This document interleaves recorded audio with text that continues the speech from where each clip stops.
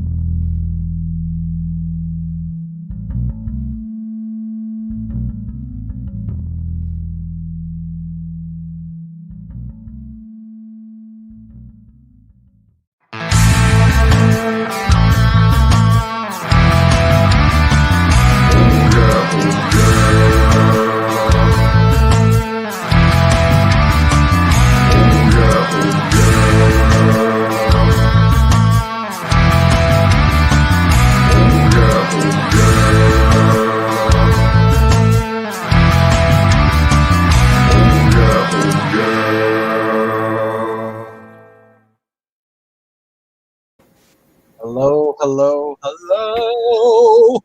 How's everybody doing today? Welcome to Therapy of the Absurd, episode 36. What's good? Doing great. Yeah. We are one short, but she will be here momentarily. Great. I'm used to being one short, as in foot. Oh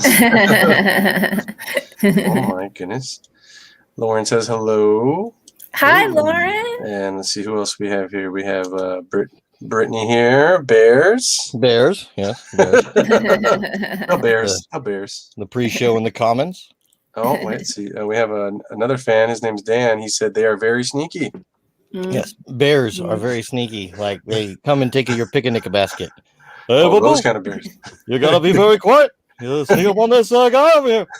You don't want to have to kill him, like those other guys. Ooh, So let's be nice. Just take the picnic basket. Sneak out. How was everybody's week? Any what's going on? Oh, so much, so many things. So many bears. Yeah, actually, mostly work. I don't know. I have to brave the airline this weekend. Ooh, sounds fun. Sounds fun. Yes, I'm going to Missouri for which for part? a day. West Hills. Don't look it up. You're all going to send me stuff that scares the shit out of me, I think. But like because I looked it up, and you know what I figured out is I go, you know what? Let me look up Beverly Hills too. Fucking high crime rate. Yeah, that too. Okay, cool. So, but I'm going there. Someone that's I didn't get to go to my adopted sister's wedding because she had it in January, and we just weren't able to make it. Yeah. And then I have a somewhat sister because she was raised with me, a cousin that she moved to Missouri to go with her husband and live out there, and so I'm going to go out there and go to the wedding. Oh, okay. Very nice. It's at a Bible camp, and she swore to me it wouldn't be anything like Midsummer. Oh, boy. Oh, boy. So. Wow. That sounds amazing. I love how you said, Dan, I'm going to get on a flight. And Stephen was like, oh, fun. And I'm like, oh, no. Okay. All right. Live your life. But I do get it. My week has been a blur. It's been a blur of non-productivity. And so at this point on a Thursday, I kind of have just gotten myself back in gear. I woke up at 3 a.m. this morning. Okay. Yeah, I had a lunchtime chat interview in the UK.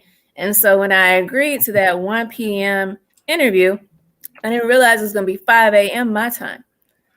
But yeah, it was excellent, though. It was so much fun. And then I hit 2 open mics today, which is amazing. My COVID shot is still kicking my butt. Oof. Everybody keeps telling me it's because you have such a strong immune system.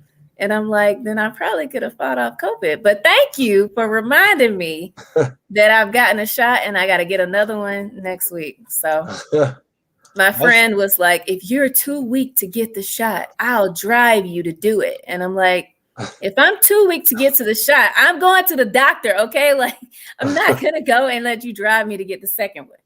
So, oh, yeah.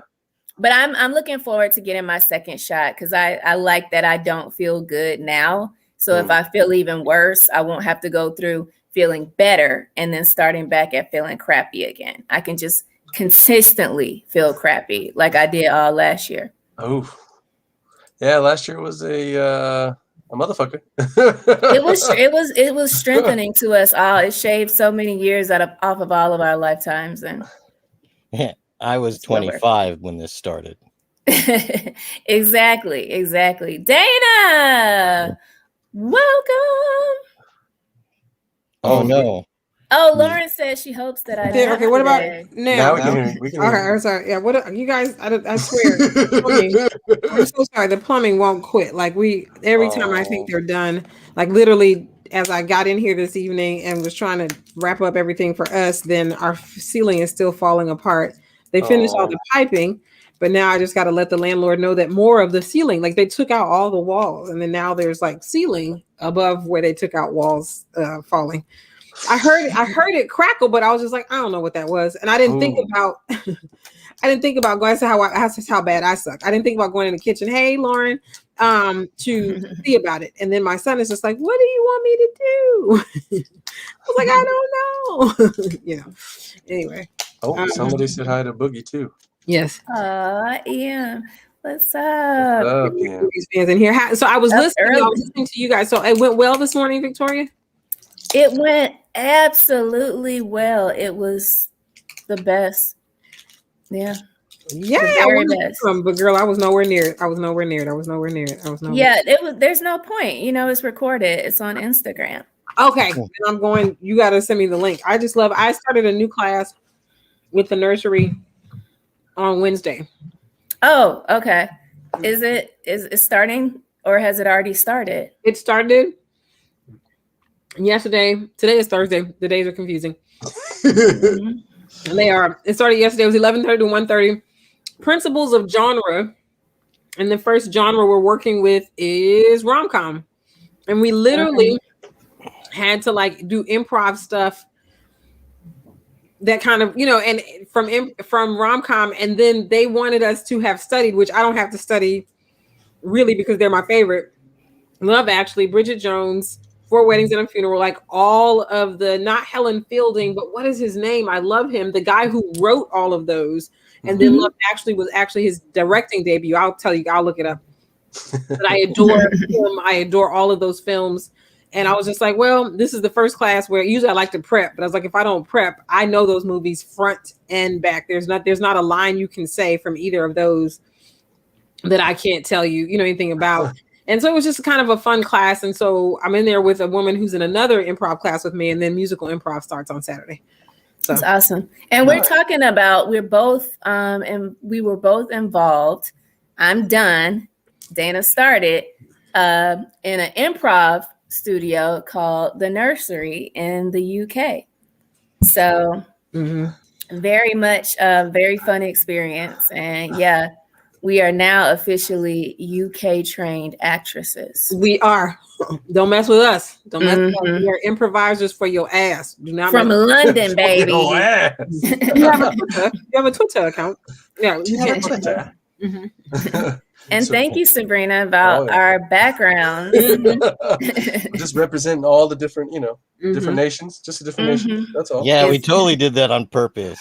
It's like when someone said, "Hey, Tommy Wiseau, I'm glad you made that really funny movie." And he goes, "Yeah, I made it funny on purpose." Exactly. Exactly. Let's see here. My week wasn't too bad. Was it last Saturday? I had the my first workshop from Flappers for comedy stuff, so that was interesting. Yes. That was interesting. Got me writing some more of my Asian jokes for my own, my own stuff. And then big news came out a few days ago, I guess you could say. A really big bunch of news. Dave Chappelle is going to be performing at the MGM Grand in July. Right, the Vegas residency. And I'm going, damn it. Wow. All right, Steph. I'll have my shots. I'll be wearing a mask. I'm going to get one of those really nice ones, so that way, like, it helps a lot more. Not too expensive, though. But yeah, I'm definitely, I want to go so bad. And what's cool is that's near my birthday, because my birthday is July 9th. So I'm really excited. Really excited. Yay! So you're a Cancer. I don't have it, but I am. Yes, I am. Right. I'm sorry. Crap.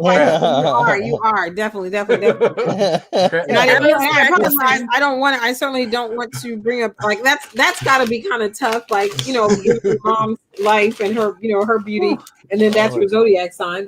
There's got to be there's no justice there. Doesn't sound like to me. How does that translate to crab? What happened? How does that translate to a crab? Like, I'm crabby sometimes. No, I'm just curious now.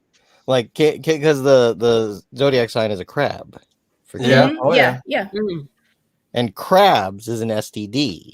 Okay. Yes. They're also an animal. They're also a crustacean in the sea. That we eat. That lots of folks eat. But you can. So before we go to the STI of it all, can we maybe talk about what crabs actually were first? What they were first? Because I'm crabs? sure. Yeah. Wait, what were they first? Crustacean. I'm not. They were initially crabs were what they were. We named them crabs, but they was doing their thing. They were doing their thing before. But I love that you called out that Stefan was a Cancer, because like I always do that. People like drop their birthday and I immediately like zodiac them, and I'm like, wait a minute. I don't want to be, because as soon as you like declare that you're an astrology person, people are like, oh, okay. They're either like, yes, or they're like, see, you don't believe in science. You better not sage me. Yeah, exactly. But my dad is a Cancer. He's a July Cancer too. So yes. My nephew, though, like there are 3 people with the same birthday. Let's see, my nephew, July 25th. A good friend of mine in college, Sean Muhammad, July 25th. My cousin, Brandon Keel, July 25th. And probably one of the most important historic birthdays. We have to wish him a happy heavenly birthday. People don't know this. Emmett Till was also July 25th. There you go. Wow. It was like 4 people, but by the time we get to the 25th, we're not in Cancer. What are we in Leo? Leo. That is correct. Yep. Mm-hmm. Yep. It is very true. As soon as you said Cancer, you led the way for me to partake in the convo. All right, EM. That's what I'm talking. It does depend on the moon sign. That is correct, because I am an Aquarian sun, which means I am open-minded, friendly, and stubborn. But I am a Virgo moon, which means I am judgmental and very paranoid. So, and it all happens at the same time. I'm like, hey, how you doing? This person is a user. Okay. I can't even do it. But I accept you for who you are, because I'm an Aquarius. Yeah. So we will call I get it. We got it. Got you. What do you call a Gemini that sleeps in the fetal position? A Gemini-ancer. I feel like that's a cuss. A Gemini Cancer, a Gemini-ancer. Because those Cancers, boy, they definitely. No, EM, are you a Virgo? Do you get in your Virgo mode where you have to go like, okay, I cannot trust my paranoia. I'm in my Virgo right now. Is that just me? That's like, I don't trust, everybody's against me at this job. I must be in my Virgo. I think I'm in my Virgo. Oh, EM said, let's not start. Yep. I think my wife's a Virgo. What's it? September, right? It is early mid-September and late August. Yeah. All right. She's Virgo. That's right. She's Virgo. That's Effie said, I might need to get rid of my mirrors. Effie's playing with lasers over there? What? Oh, jeez. You're right. August 23rd. Very good, very good. My daughter's birthday is August 5th. August 5th. And Lauren's is the 25th. Nice. Yeah. Lauren said she's the good Virgo. She's the giving, loving, kind Virgo. She's not like me. I'm the witty, crazy, snap at you Virgo moon. Oh man! Somebody's Aries. I just saw where one of our let's see here. Oh, Aries, stand up! Y'all are the first. Aries, Sabrina, are you an Aries? Represent. Aries are my favorite because they say whatever they think and they're like real. Like I had an Aries friend and I came out and she was like, "Were you drunk when you got dressed today?" And I couldn't even get mad because she was right. Like I missed all my belt loops. I was looking crazy, but I was feeling okay. But that's the Aries right there that can do that. And you can't even get mad because they're blunt and they're correct and they are direct. I love Aries. And my dog is an Aries. Oh, my Pat is an Aries. Okay, I guess so. Wait, so your dog is very direct with you as well? All I can say is I was asleep today, and he woke me up by walking directly up to where my bed was and taking his paw and going boom to tell me he wants to go out. I feel like that's very direct. I think there's some counseling that has to go on in this relationship. Yeah, there's not a way to wake up someone. Patrick is an Aries. He's a Ram. He is a Ram, and we get along great because I love Aries. Very nice. Yeah, and yes, Sabrina, Aries is the first. That is totally correct. Aries is the first. And Aries was like totally hard to beat in God of War for the video games. So yes, so hard. No, seriously, actually though, Stefan, one of the top 10 hardest characters of all time, apparently. So I've only beat him once. Only once. It's like I hate this. You know who beats him all the time? Zeus. Zeus. Yule. Yule. I love how we got into like Zodiac battle, like Zodiac Smackdown. I'm And a then Capricorn. I'm sorry, I forgot. I was about to say, how did Dan and Dana get away with not declaring? I am a Capricorn. Yeah, my mom was a Capricorn. Yes. So was my mom, Stephen. She was a January. My mom and dad are January Capricorns, and me and my sister are obviously December. That is amazing. All that earth signs, and I have right. My dad though he's on the 19th, which some say is the cusp of Aquarius, but I have to look because I think honestly my dad has more Aquarius can't pick a woman type tendencies than he does of the very grounded earth sign Capricorn tendencies. I feel like that's more like testicle type tendencies. That's more coming from. That's not Aquarius. That's a secular. That's not astrology. That's secular. That's his secular sign. Okay, right above the grundle. Right. I love you, Dad. He's not here. Good God. I talk about him in my stand-up these days. Yes. So I always want to put up good vibes. But I think he's funny. He's a funny study. Yes. We have a amazing guest coming up right now. He's an actor, comedian, coming from Richmond, Virginia. We want to welcome him to the show. We have comedian Boogie. Boogie. Richmond in the building. Welcome. With another color backdrop. Right? That yellow wall is happening with that caramel colored couch. Gotta love that. Yes. We did this on purpose. We can't hear you, Boogie. There we go. No, I got you. Yeah, don't worry. We're taking care of here. I'm here. What's going on, everybody? So happy to see you. How was your week? Oh man, week was great. Had a wonderful week. You know, it's 11 o'clock over here on the East Coast, so I'm sleeping as a motherfucker. Thank you for being with us. Thank you for being with us. I appreciate y'all. I'm a Sagittarius, by the way. Just want to throw that out there. Oh, represent the fire signs, representing Aries and Sagittarius up in here. Y'all about to set it off. And Boogie, thank you for bringing people. Boogie, thank you for bringing people to the party. EM and Sabrina are representing it well, like all the folks. So thank you and I'm excited that they're here. And thanks you guys for coming in. Yes, thank you. Yes. Let's start this off. Here we go. So everyone has a favorite movie or comedian that has inspired them. Okay, what are yours? My favorite movie is actually Life. Oh, okay. Eddie Murphy, yeah. Martin Lawrence. Yeah. And I just love the way that they do that banter back and forth, especially with a lot of the ad-libs in there. What else? Oh, my favorite comedian of all time is Martin.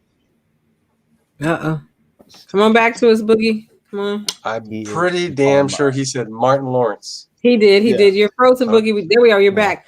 Interesting. It's funny you say that, Boogie. I don't know if it's going viral, but I'm always on Instagram, and a clip that's like kind of back out there in the ethers is when the guy comes in and is like, "Whose baby is this?"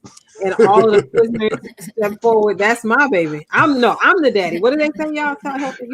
I'm the daddy. And everybody.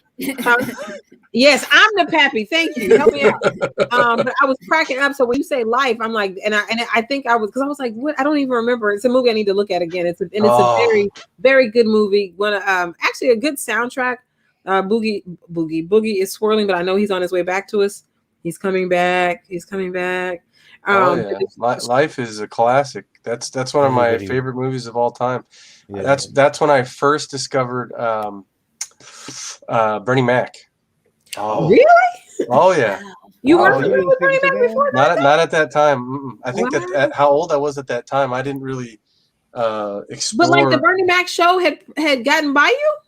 Was Life I thought Life was before that. Don't say that. No. Bernie, no. It was after the Bernie Mac show? Yeah. Really? Oh, then maybe I'm wrong, and I know I did watch that with my brother, so maybe I'm wrong.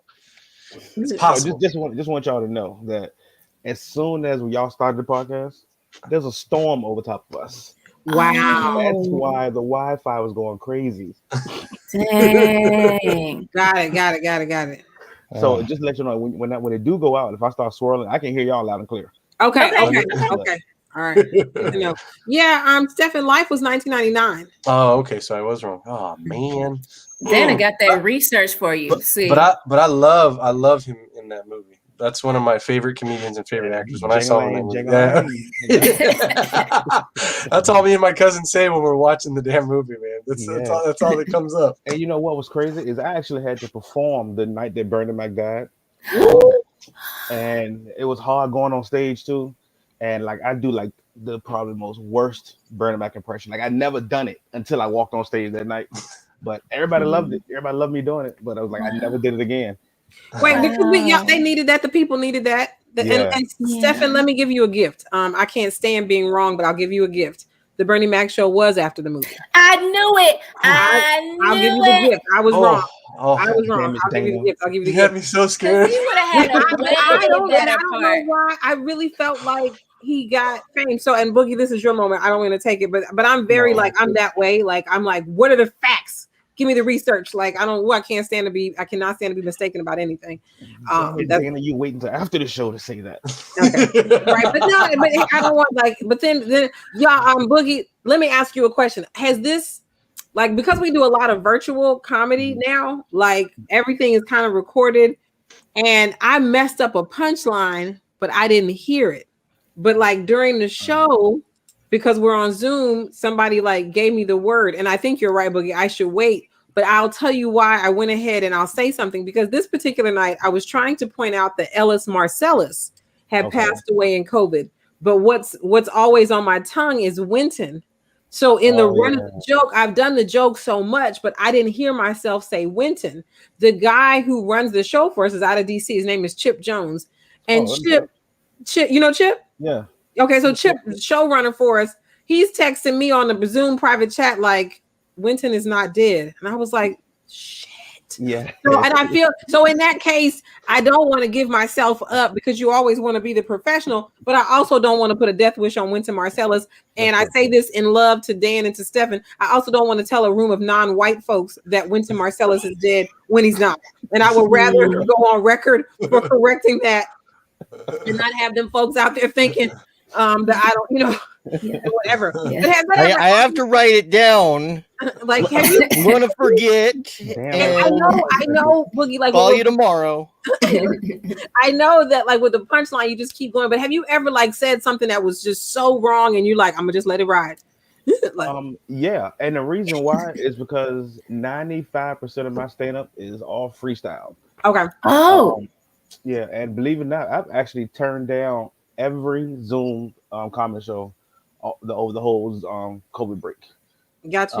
And it's because of I freestyle everything and I feed off of the crowd. Mm-hmm. And I was trying to think how can I freestyle looking at everybody on the screen, cracking on everybody's background, or and a lot of my comedy comes from my personal my comedy is 99.9% true.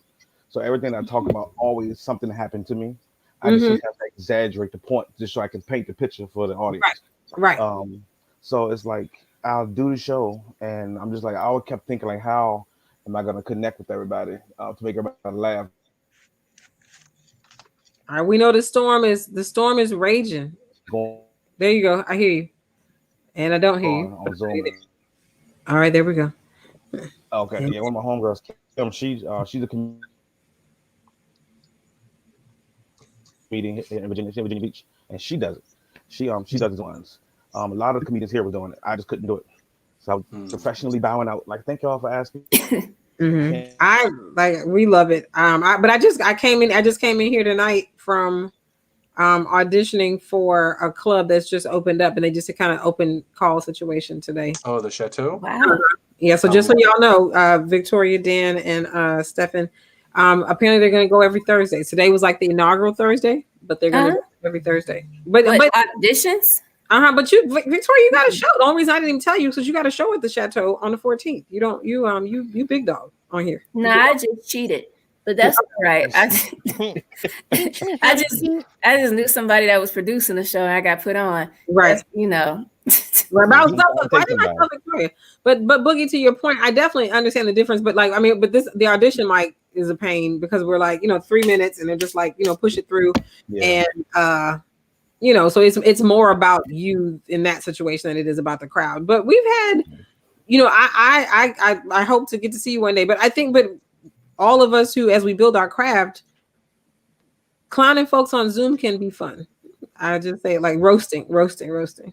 Yeah. So Boogie doesn't do Zoom comedy shows. So Stefan, it was a good idea that we use StreamYard. Right. Ah, yes. Boogie, StreamYard. Okay, there's the commerul. thank you for doing this with us. Boogie. Yeah. You're very welcome. Thanks for having me.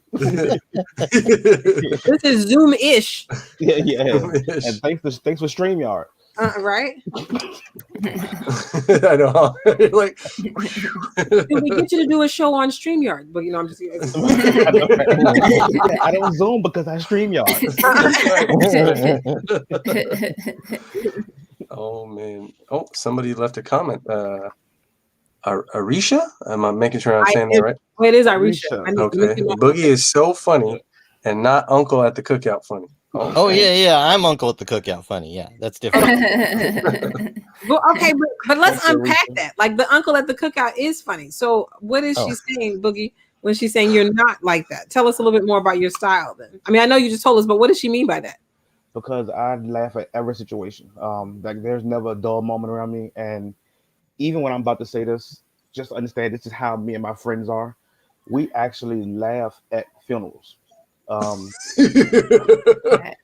of my we have a group of my friends, we call ourselves the lineage. It's 13 of us that grew up ever since we were probably third grade, have been best friends since then. Wow. We've been each other's best men in our weddings and everything. Well, one of our homegirls in the lineage, she passed away. Rest in peace, Ruth. She passed away, and her daughter asked us to to carry the casket. And we all declined. We was like, no, can't do it. And then we thought about it for a while. I was like, wow, that is an honor that, her daughter's asking us to carry to her final resting place.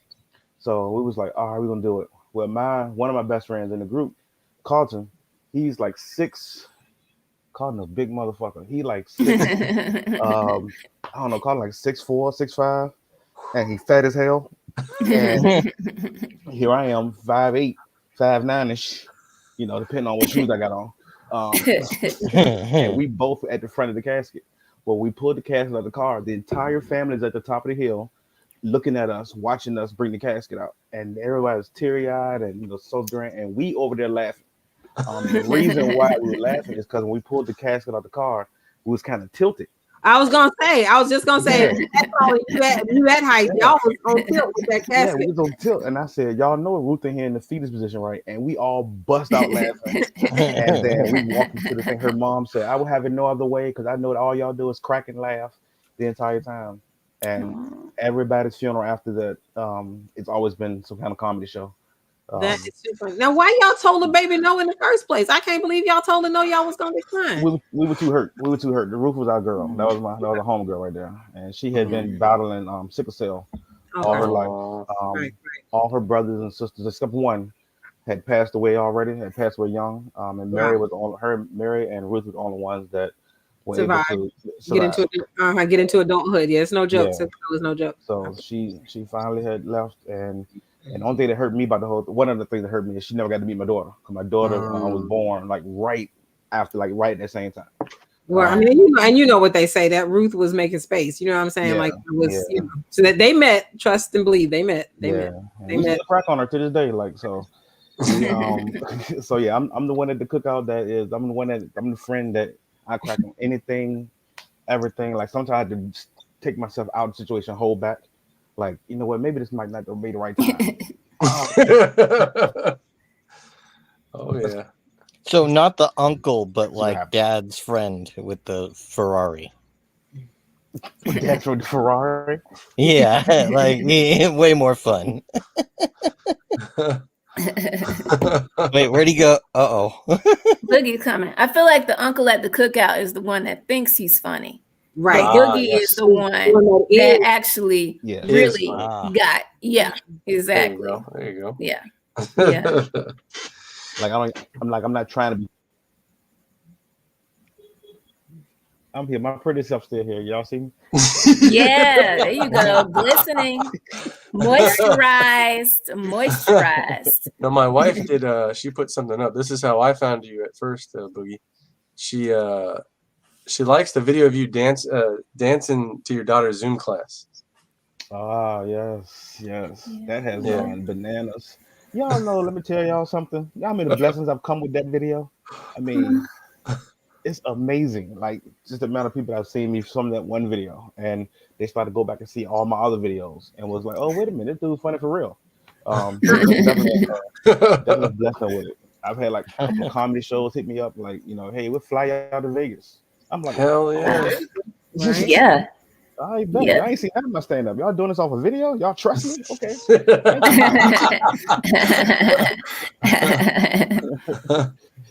But I just won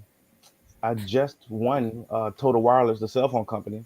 I got to meet Vanessa Lachey, and actually won $10,000 just last week. Congratulations. Thank you. That's amazing. I ain't got the dough yet, but it's on the way.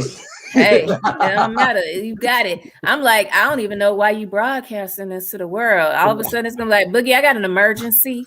I know. Hey, we're related. We're A related. $9,999 emergency just came up. We know you got it. They gotta go get half of it from Uncle Sam. But it's been amazing. That video is crazy. And the thing I love most about the video is it brought my daughter out of her shell. Oh, there you go. She was so shy. She is the perfect storm of her mom and myself. Like, my wife is like I guess what you call an introvert, and I'm like an extreme extrovert. And so, like, anytime the camera comes on, she's like running high, like, no, I don't want to do nothing. I don't want to do anything. And from that one, like, I keep showing her, like, okay, look, let me explain to you what a view is. This is how many people have actually seen you. And then on Instagram, it was like, I don't know, 200 something thousand. And then on TikTok, it was 500 something thousand. And on Facebook, I think it hit like 10 million. And it was like, she was like, oh my God, let's make another video. Turn herself into a video whore. She just want to keep making videos. Oh yeah, that's nice, man. Congrats. Appreciate that very much. That's like the perfect thing to do something and not expect anything, and then all these things just happen. Just goes to show you it's just unpredictable. You don't know what's going to happen. You never know what's going to be that thing. And I tell everybody that always that follow me and everything. I always let them know is sometimes it's stuff that you can pray for, and you never know how God is going to present it to you. Right. So always, I tell everybody all the time, it's like, just because it hasn't happened the way you want it to happen, you stay faithful. Just hold on. Just stay have faith and keep going, and it's gonna pop up the way you unexpected. And this is definitely one of those things. Because without the video, I would have never met y'all. Yes, that's true. I only got to watch y'all when y'all did because y'all had Rodney Perry on. Oh yes. Yeah. So that's how I got to see y'all. So it's like when Steven hit me up and was like, "Hey, won't you be on the show?" I was like, "Okay, I watched this." I was like, "Yeah, do it. Yeah, tell me when we make it happen." And then so when he told me the time, he was like, "Yes, we'll 8 p.m. Pacific time." You should have seen me trying to add. I was like, "Now 8, 9, 10." Right? You look like I'm about to call out the next day. I gotta see how I'm gonna do this. Thank you for being with us, Boogie. And even that night that Rodney was here, he was getting out of town the next morning for a show out here. Interestingly enough, he was getting ready to travel. Yes. He's and Rodney Perry's just, I think he's just a great, such a hero to us all. As he and I talked yesterday. Oh, okay. Oh no, I signed up for his improv comedy classes. I tell everybody, if anybody ever want to get into acting, man, comedy improv is the way to go. That had changed my. Oh my God! Really? It's like, oh man, I tell everybody, it's like they were like, you get into acting, you're doing all of this, how is it? And I'm like, do improv, because if you do improv, once that's on your resume, every time I'm not saying every single time, but usually when I go to an audition, like for some acting, if the director, whoever's the casting director is doing audition, when they say improv, they light up. They're like, hey, you can do improv. So if I just say something, you can just do it. I'm like, yeah. and they just do it. And I might I get that Yeah. but they remember me, you know. Yeah. Mhm. Oh I yeah. always tell everybody to make sure you do improv if you have the opportunity to take it. There's a great thing, Boogie. And I have Victoria to thank for it. Like, problem. hey there, Nicole Denise, one of our great is on here. One of our dear sisters is on here. Yes, she But is. like I have actually become mildly addicted to improv and improv classes. Like I did some study at UCB, but literally we're in this program with the Black Improvers Alliance, and you may want to look into it. Boogie, I know you're a superstar and a working professional, but if you just wanted to get a chance to get into some more improv classes just on the strength, it's called the Black Improvers Alliance, and what they do is they make it possible for any people of color to take improv classes anywhere in the country. Now it's on Zoom, but like for example, Victoria was on a panel this morning in London, and I took an improv class out of London yesterday, and I have an 8-week class that I started on Wednesday, improv, and then I have a musical improv for 6 weeks, again out of London. And so I love improv, and so this is always like I don't know, it's exciting. I think it's exciting stuff. Like I know you were saying that the work stuff, but like personally, what do you find gratifying about improv? Improv is because the fact that you can make somebody laugh and you don't even know what you're about to say. Like an audience member can literally just shout out something. One of my favorite games is Four Corners. So if anybody's unfamiliar with Four Corners and the listener's unfamiliar with Four Corners, it's gonna be 4 people on stage, and they each have to rotate around. So the first set will have the audience have to pick a time in history, and a job, and then they have to remember that, and then it goes around, and each person gets something different. So whenever the instructor says change and you switch to the next person, you have to remember where you were in the conversation, and it just goes around. And just the fact that if you can make an entire audience laugh and based off of just something that's coming off the top of your head, that's what makes them the most gratifying for me. It's just to know people actually get to see my natural craziness. That Yeah. I just love it. There's so much freedom there. Yes. Glad to ask. Yeah. Shout out to everybody sending messages. Y'all are great. Right. So let's I'm calling. None of my ones about Spectrum. They're horrible. My internet is doing horrible things right now. So Is it? yeah, sorry. EM says I call that 4 stations in my classroom. When we weren't remote, EM says, let me see, I'm calling Optimum. Want to switch with me? I'm gonna talk to you after. I'm gonna talk to you later. EM got jokes. He said he was improvising that frozen screen a second ago. Oh, jeez. And Arisha is shouting out. She says Boogie's improv is ridiculous, and and I'm trying to think. Can we do an improv game right now? I'm trying to think. Like there's something I know. Like we could. I'm sure it can. Yeah, we can. And hey, Nicole said hi, guys. Hey, Nicole. Hey, Nicole. Nicole with a K. Okay. If you, and that's right. And that's her Instagram handle. And when you go back to Instagram, that's exactly what she is, Nicole with a K. So find her on Instagram. She's a funny woman. She's our sister. She's funny. Yeah. All right, I know this is not planned, but let's see if we could do an improv scene. Let's do it. Let's try this. If everybody's willing, Hey, no blocking, man. No blocking. Let's go. Let's make it happen.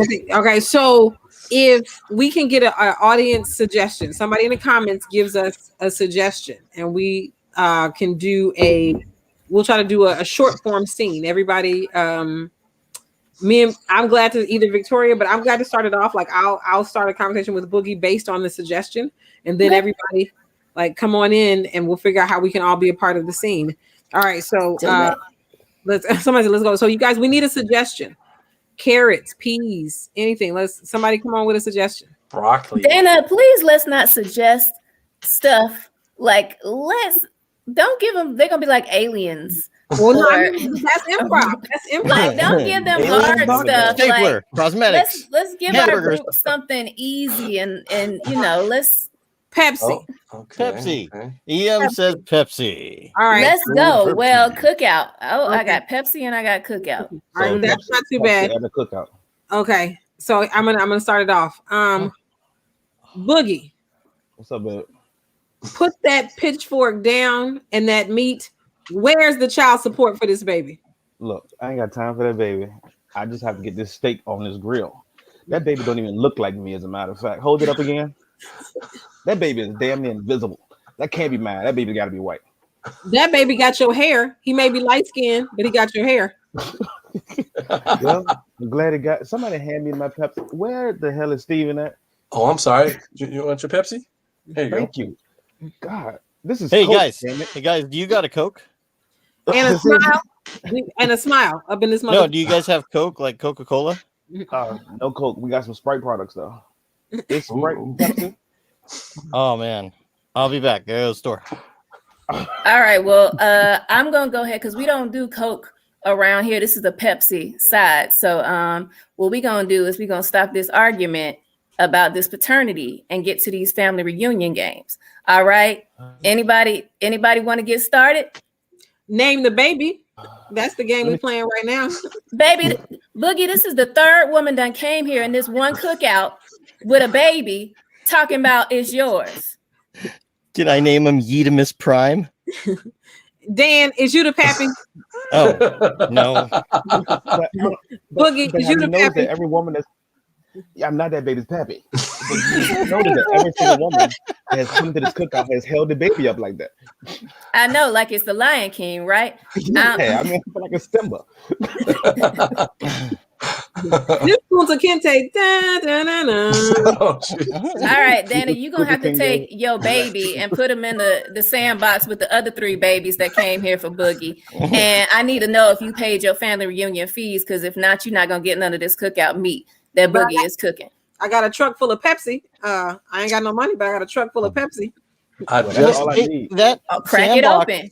the sandbox is really deep. I can only see their arms now. Oh my God, that's how I knew they're not my babies because my babies can swim. Oh, I've just been informed that Dan's name is not Dan, it's Dr. Pepper. So, I want to get that straight. Well, can Dr. Pepper do some DNA so we can get to the bottom of this? Because we're trying to figure out who got the most grandkids. And Yeah, we need Boogie, your you help. racking them up.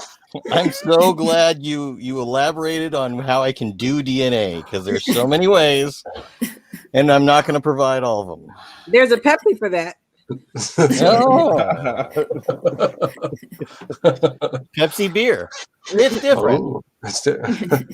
All right, and scene. You know, I don't know. That's how we ended. You guys, that was a little bit of something going on there. A lot of fun. Thank you, Boogie. Thank y'all for playing. Just wanted to try that. Oh, thank y'all for playing. Oh, yeah. Fine. So we have the next segue into something that's definitely interesting. Do you think age has anything to do with success in acting or stand-up comedy? I used to, but now that I'm wiser in the game, no, absolutely not. Age can play a part as far as acting, depending on how old you look or how young you look. So it's certain gigs, roles that you can apply for. I personally try to submit for anything that is maybe 30 to 40, even though I'm 45. 30 to 40, I'll submit for. The youngest role I ever got was a 27-year-old, but that was like 2 years ago. Yeah, but it was so long ago. Right after that, I was part of a movie called "Thankful for My Family," which actually can be seen on Amazon Prime, by the way. That's awesome. Yeah. For my family, give the plug. Yes. Yeah. Wonderful director named Shelton Johnson out of he's from Norfolk, Virginia, but he currently lives in Maryland. He wrote and directed the movie. Okay. And in that, I played one of the uncles at the cookout. I played one of the uncles. So it's like I immediately went from playing a 27-year-old to turn right around and play. I think I was supposed to be like 50 something. And it's funny. I can't grow facial hair. It's hard to grow facial hair. Nice. Yeah. So it took me almost, I want to say 5 or 6 months. And I had one little line of hair. So if y'all see the movie and y'all watch and see that little streak of hair I had, it took like 5 or 6 months just to get that. Everybody else growing in weeks, like Wolverine. Not me. Well, I made sure to write it down so that way I can check it out. And I posted it in the comments so everybody else can. Oh, thank you. Yeah, that's so awesome. Boogie, you born and raised in Richmond? Absolutely. Wow. North side. How far? What's the furthest you've traveled to do comedy? Oh, Florida. Florida. Oh Okay. wow. Yeah, Okay, Florida, okay. Jackson. We gotta get you out here to California, brother. Yeah. I know. Out here. My sister lives in California. My baby sister, she's out there in Cali, in LA. Oh, okay. Nice. Yeah, she went out there she got to acting bug when she was in college. She was in Georgia State. Her fat ass supposed to be listening. I don't know if she's on here or not. That's a brother. And we got wide eyes for her out here. Oh no, she's here. She's here because she made a comment in the thing. In the chat? Okay. The comment. Yeah, I'll find it. I'll find it. That's the fat sister that's here. The young fat sister's out there in LA. Yeah, see, she should be up because we it's only 8:47 over here. And there it is. Oh, Jamie. Hey, Jamie. Now see, Jamie, she's here. She's okay. Oh, she's in. Okay. So what's your other? What's baby girl's name out here? Catherine. With Catherine. Okay, we're gonna look out for her. Stephen, before the segue, and I don't want to mess up the time. You were freezing when you said that Martin Lawrence was your favorite of all time. Do you have like maybe a top 3? You have any more you like? Any, like when they come to Richmond, is people like, I need to go see that person, and it could be from any. There's all you know how this game is, it's all levels. So who else you like?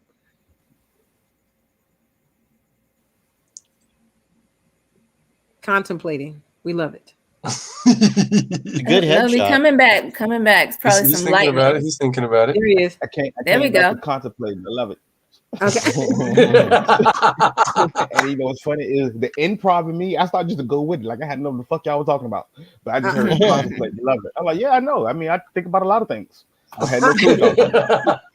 We were trying to find out. Did you have any other comedians like you're there in Richmond? So like, who else at any level in the game comes to Richmond, even if you think we've never heard of them? Like, but who comes to town and you like? I know you're the king of Richmond, but like when other folks come to town, who do you have to go see when they come to town? You know, it's funny. I like to go see my friends. Alex Scott. I don't know. Y'all may probably heard him. He's been on a couple of TV comedy shows.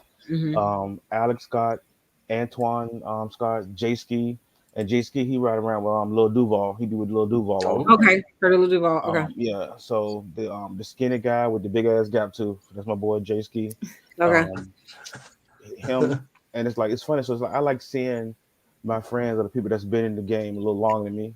And it's like even though like when I go perform with them, and I hear the jokes all the time, it's like shit's still funny.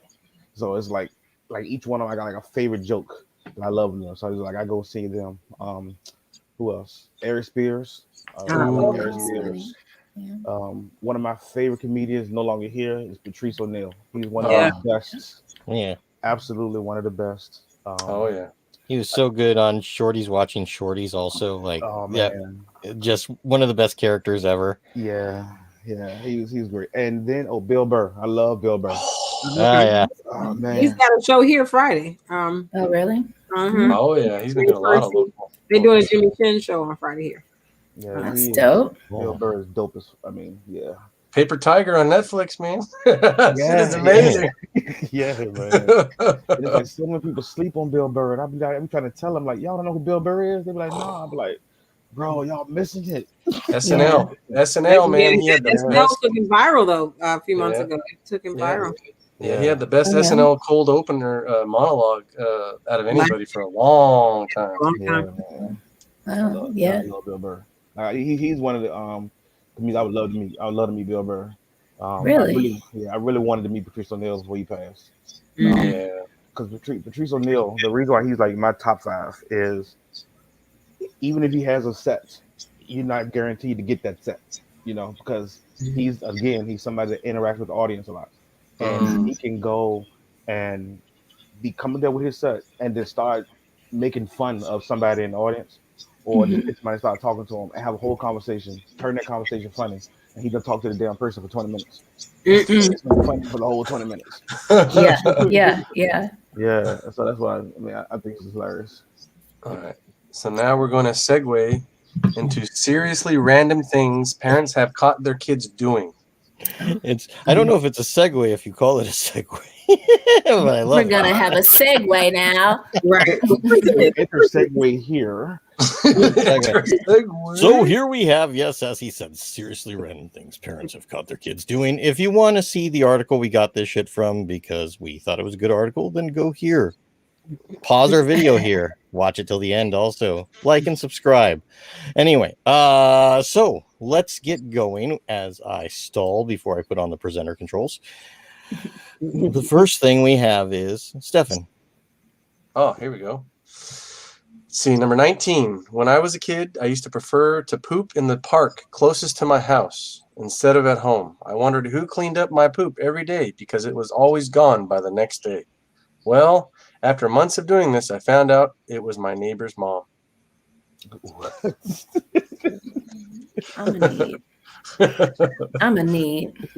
You used to take poops in the park. Like, But how did the neighbor mom know that he was out there doing it? Number one. It's so many questions right now. She was watching. She was watching is what I'm gonna say. Yeah. But if she was watching, like, if she was watching, shouldn't have cleaned it up. She'd have been right in there, like, because if it was me, oh my God. If It's it a was conversation. and I caught some of my neighbor's kid pooping in the park. Correct. Hey, Gladys. Going with a belt. That's Yeah, what I'm Gladys, saying. girl, let me talk to you. Let me tell you about your child. Let me tell you. And I have video. I'm just saying. Correct. I'm really concerned for this child because either they have some sort of condition or their bathroom is a house of horrors. Thank you. I was about to say there's a plumbing problem at home. What is happening? Yeah, I don't think kids do that except under duress. We're What not that- doing what an is- experiment. What does it say about their bathroom? Seriously, that they gotta go to the park out in the open, no doors, no ceilings. I'm just torn at the laziness of why didn't you clean up your own poop? If you see somebody's cleaning it up, bring yourself a bag with you if you're gonna take a dump in the park. For real. About the mind of a child. I'm just you got the mind to come back and go, where did my poop go? In the trash can. Now bring a bag next time. Somebody's doing it. Stop being lazy. You probably thought it was biodegradable. Anyway, You got the energy to walk to the park. You better have the energy to bend down and pick it up. Seriously. Go out there with your own pooper scooper. right. Oh my Lord. Victoria, how about you read this one for us? It's a long one. When my son was 3 years old, we noticed the smell of burned plastic coming from our heater vents. I called one of my friends who worked in heating to come over and take a look at our furnace. And about 15 minutes later, he asked me to hand him 3 garbage bags through one of the vents. He came back upstairs with 3 bags of plastic toys my son had been putting down the vents. And when I asked my son about it, he said, "Mommy, there are alligators down there, and if I don't feed them my toys, they will eat my sister." Perfect reading. A perfect reading straight one time through. Oh my gosh, bless his heart. Where did that trauma come from? You're gonna eat my sister. We have to start off by commending him for protecting his sister. Facts. Right. Facts. I can't be mad about nothing that just happened there. I Nope. can't be mad about it at all. However, we should inspect what toys was he sacrificing, his best or ones he would just throw away. Throw away because they was plastic and they could fit into a heater. So we already know. Okay, so not the bike. Right. Yeah, and he was 3. It's only so much he could lift and do anyway. Yes. Bless his heart. No PlayStation going down the vent. No. I'm not gonna lie, like we would have to schedule an exorcism because those words out of a 3-year-old, like I'm gonna be like, "Baby, you so sweet," and we calling a priest immediately. Let's see, Dana. What about this one? Let's see. I'm reading it to myself first. I don't read your sentence, she makes all the words are right. Right. Like yeah, I was like, caught my son licking my toe. Full stop. First of all, how do you catch your son licking your toe? Like, it's different when you say I caught, somebody when they were doing something that they couldn't do in plain sight. Like, but how are you disconnected from your toe in a way that you caught your son licking your toe? What is that? Prosthetic limb. That's like a third-born child. Because once you get to the third-born child, you catch that. Like it's like nobody's paying attention to that child.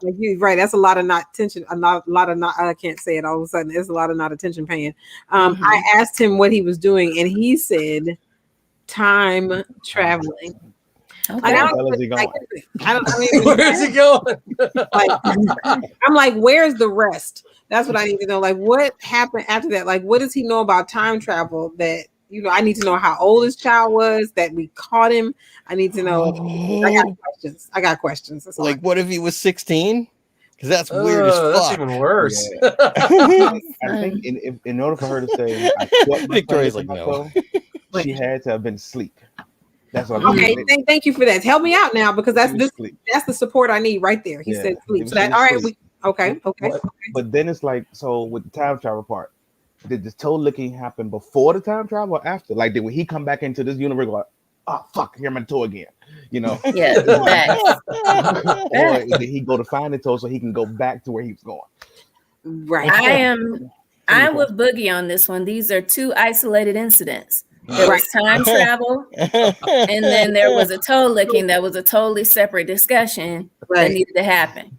That's what y'all heard. I said full stop, because I'm just like, what? Okay. Yeah, no, I am 1,000, and I will say, like, y'all can judge me if you want, but a baby that I was babysitting, I caught licking my toe. Oh, and and she was just sitting at the end of the couch, and I had just got a pedicure, and she was looking at my feet, and I, she's little, so I allowed it, and then within 2 seconds, she just quickly went straight in with the big toe. So it happens. It happens very quickly. I got it. She did a fully insert. She fully inserted that toe. The baby. I have pretty feet. You heard it here first, kids. Let me tell you. That baby was time traveling back to breastfeeding. Now that baby's perception. I'm willing to bet money it was a boy. And his perception. So Victoria, does your toe look like a nipple? At that point, I have to say, it looks like the nipple of somebody that is very, like, I wouldn't say amply breasted, but they are amply nippled because it was the big toe. So the mammary tissue was just fully concentrated right in the tips. Obviously, I don't know what her mother was built like, but that's not for me to judge. All I know is it was the big toe, and we're gonna leave it there. Right. Great. I agree. It is rested. The parents nipply gifted. The parents must have took a lot of drugs for the kids that think he's going to time travel. Just saying, licking appendages. That's but it's just a young Quentin Tarantino. Breastfeeding. I'm telling you, he had a memory of breastfeeding. He thought he was time traveling into the past when he got the breastfeed. That's what happened there. Young Quentin If Tarantino. all I can think is if my child is breastfeeding by licking, Yes. I feel like I just gave birth to R. Kelly. Like, is this baby R. Kelly? Like, this ain't what you do. You better get your nutrients and get it moving. We ain't licking. I'm sorry. Here's the thing. When you gave, honestly, it all came together when you gave your story, because literally that's how the babies are. They gonna lick and then they may go into sucking. Because I'm sure when she came in, she probably licked and then she was like, "Oh, this is that is." Anyway, we're not gonna go into the psychology of babies. Anyway, what's the next? I'm like, you looking too long now. We gonna put on some R&B for a minute. Like, just licking and sucking all night long. Those toes. So EM says, but EM just said sorry, where am I? Okay, where are you? EM said take into consideration the size of the baby's mouth to proportion of the nipple. And when that's that, like, you got to give them space for their understanding of pace. Oh, I can't say it all of a sudden. That was an udder. You thought it was an udder. It's a size and space perception. Okay, who's reading this one? Oh wait, that's the same one. What am I? Well, I will read this, and on deck is Boogie. So okay. All right, so this one. Discovered my brother was keeping a pee hat in his toy box, which was literally what it sounds like. A hat he could pee in during the night. Well, it was already a stupid idea since he wasn't emptying it, but to top it off, he chose a toy construction hat with holes on top. So his makeshift toilet leaked. Wow. He need to get his neighbor's mom to come and clean it up because apparently all these little boys don't like using the bathroom, but the neighbor's mom is supposed to handle it. Call back of the night. They want to use the bathroom every damn where. Good call back. That's why I like dealing with professionals. Good call. This is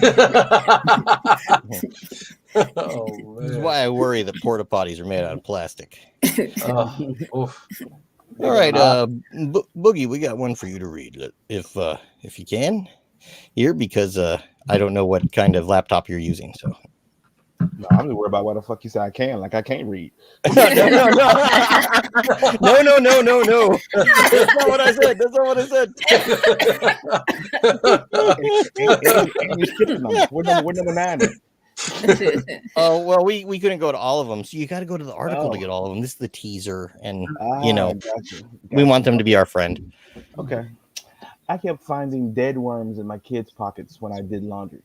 Well, one day while my kid was helping me in the garden, I saw him pick up some worms, kiss them, and put them in his pocket. He does that because he loves them. I'm convinced that the worms are happier in the ground, so now he puts them back in the ground after kissing them. Okay, I actually love that story. Like I have to say, I love that. Like that worm. It's like he's an angel to the worms. Right. Yeah. Well, depending how he's kissing them. Right. Oh Lord.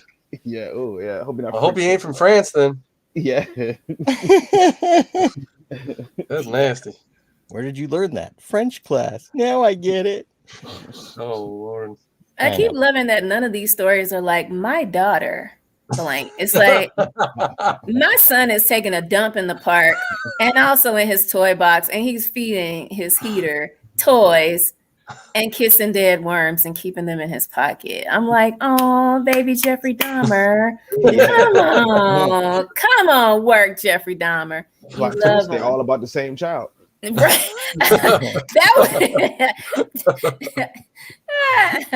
Oh man.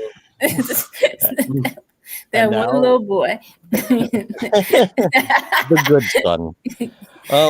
Now we come back to Stefan, I believe. Okay. Let's see. Number 4. I caught my twins who are in first grade measuring each other's penis with a tape measure. Love it. Oh boy. Wow. Love it. I think the first thing comes to mind is how old are we talking? Holy Jesus. First grade is First like grade, so that's 6 or 7. 5 or 6. Oh, Wow. 5 or 6. They were using the tape measure. Okay, not a ruler. I don't think they need a measure. I think it's going to be about the same. But like a ruler makes more sense because it's a flat surface you can rest upon. I like it. Well, they might have been fitting it for an outfit they was making for their penis. Like you never know. Like you got to get the length, the girth, like all of it, so you can get the measurements right. Yeah, they might have been knitting it for class. Like we don't know. Yeah, you can do circumference and everything all in one shot. That's correct. Literally in one shot. No. Maybe they live near a lot of snow and they're just trying to protect themselves. I don't know. I don't know. I feel like this is awesome because I'm sure they've been doing this on a regular basis. And how many times have mom used her tape measure and not realized like this is a penis measure? Right. Little boy penis juice is on here. It's not so bad in first grade. Not so bad in first grade. 8th grade, burn the tape measure. Right. Oh Lord. All right, and then Victoria. I found my kid talking to the hole in the sink when he was 2. He said that's where God lives. I feel it. I feel it. And what is his name? Mr. Clean. God lives in his own personal drain. Now, so here's what I think. What happened with this? Sorry, Victoria. What I think happened is, and I'm saying this kind of out of experience. What I think happened is the parents something must have fell down in the sink, and the parent must say, "Oh God!" And then the child heard that, and now they think he started talking to the same thing. And the reason why I say that is my beautiful little princess, when we go to church, before we leave, go to church, we say, "Come on, baby, let's go to church. We're going to say hi to God." This when she was like 3 years old. Come on, we're going to say hi to God. Going to church. That's how we pray and everything. She's like, okay. So when the pastor get up and start preaching, she used to call him Jesus. She said, "That's Jesus." And then he was like, "No, that's not Jesus." And then he was like, what are you talking to? So that's why I say I think it's something that the parents must have did that the child watched and saw, and then came in. So I think that's what it is. I'm with it. I second that motion. Perfect sense. Yeah. I And wonder so what fell down the sink though. And sorry, Dana, we have our guest with us still, so we're gonna skip you just for the last one here. Have him read it for us. I see how it goes. Sorry. Yeah, hey, I don't get another one either, and I have my Robert Stack voice going on, or whatever it is, the Tell the Truth guy. All right, so here you go. Oh, this is me? Oh, sorry. Yeah, there you go, Boogie. Sorry. Let's see. I caught my daughter packing turds into cardboard toilet paper tubes. I'm sorry. This was number one. I caught my daughter packing turds into cardboard toilet paper tubes and hiding them under the sink. She called them poop bombs. Oh, Okay, man. that's fucking funny. Oh, that is Yeah. like perfect. Like everything else was so goofy, Mhm. but this chick is not playing with nobody. Yeah. I don't know who is about to get a poop bomb, but she is stacking up. Yeah, who Like should she- play them for? Right, because she is. She's like she's getting her supply of poop bombs ready. Yeah. That's See, I funny think because if we break it down, so she has siblings, and Facts. the siblings are older because she's thought about this. So Right. obviously, if you take the time to make poop bombs, you doing this out of retaliation. It's something that happened to them. Like I feel like this is something that my sisters would have done to me on all the shit I've done to them. So that's why I'm just like, yeah, that she got siblings. I want to know, how do you set off the poop bomb? Do you like take the thing and just like beat the mess out of them with the poop bomb, or are you like shooting it? Like, how are you releasing How do you like that? this poop bomb? Yeah, that's true. well, it's a time bomb. It's based on decomposition. So she's just dropping it underneath people's beds. Yeah, And just- right.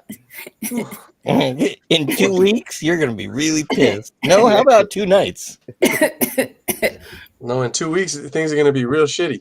Yeah, Right. I'm wondering, where is she collecting these turds from? I'm praying outside from a dog. I just Oh, you know what? I know who she is. She's the neighbor's daughter that's cleaning up the other guy's poop. so it was never really the neighbor's mom. It was always poop Always bomb. know. Call And back. so get it?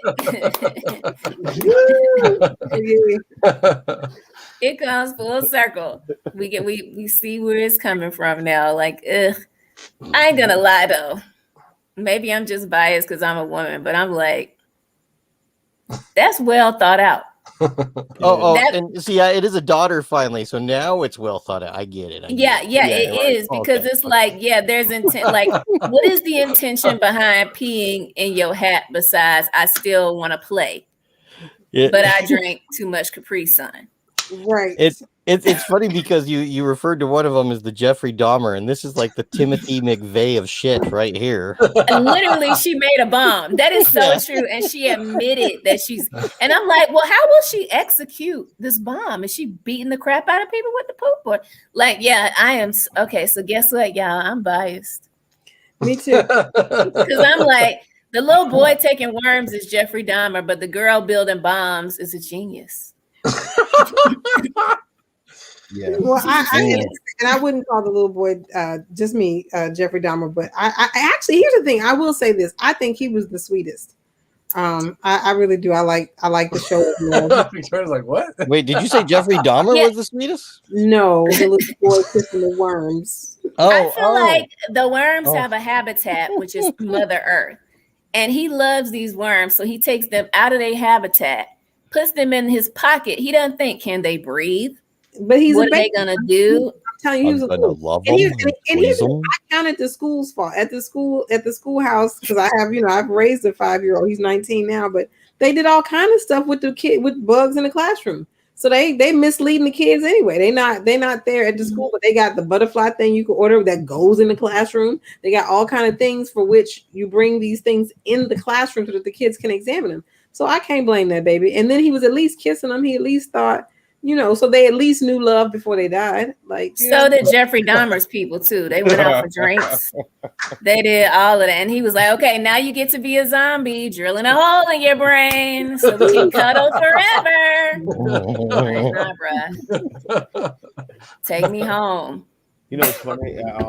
Just random because you talked about the butterfly thing. We had that here in the house. We bought one for my daughter so she can play with it. You know what's crazy? I am terrified of fucking caterpillars. I'm hiding behind my daughter. Like, let me see him. Oh, wait, they're moving. I'm scared of caterpillars. That's like my caterpillars and dogs. Whatever phobia is called. I'm scared of dogs. You know what, Boogie? Let me tell you, I saw the greatest meme the other day on Instagram. Somebody posted, they said it's snails. It was not about, but it's about snails. They if snails are so slow, why do they come out of nowhere? How? How do we not see them coming? How do we not see them coming if they so slow? And she was like, and she said she said, I'm beginning to understand why my daughter's afraid of snails now because and I agree because when I do see them around the door, I'm like, but if y'all, how? Like it's like I opened the door, you weren't there. I closed the door, I opened it again. Now you here. Like where did you come from and how did you get here? Yeah. Anyway, so I feel you, Boogie, on that completely. I agree. My sister chimed in and she said that the poop bomb could be set for somebody to step on later on. Oh yes. Yes, that's very good. Underneath a carpet or under a toilet seat. Yeah. At the front door. That is perfect. Well thought out. Execution. Maybe the neighbor's door. Nick in the comments said that all of these are signs of a serial killer.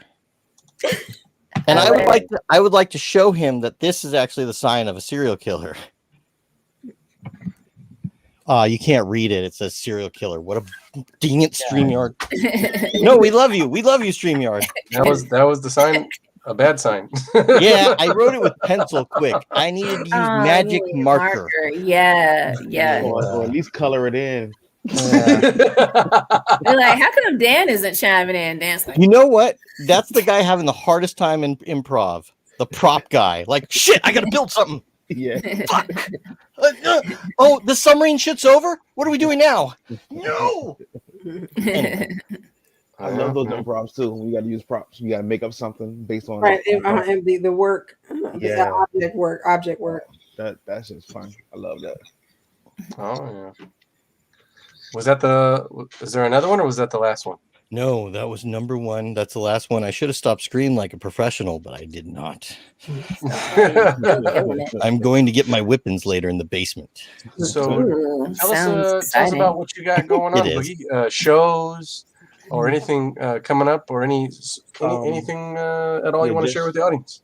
Just shot another short film that should be coming out maybe in like a couple of months called The Legend of Walking Willie. I got to play a blind guy. Nice. Some of the guys that I hang with now, that was from the movie, The Thing for My Family, the director, the main character.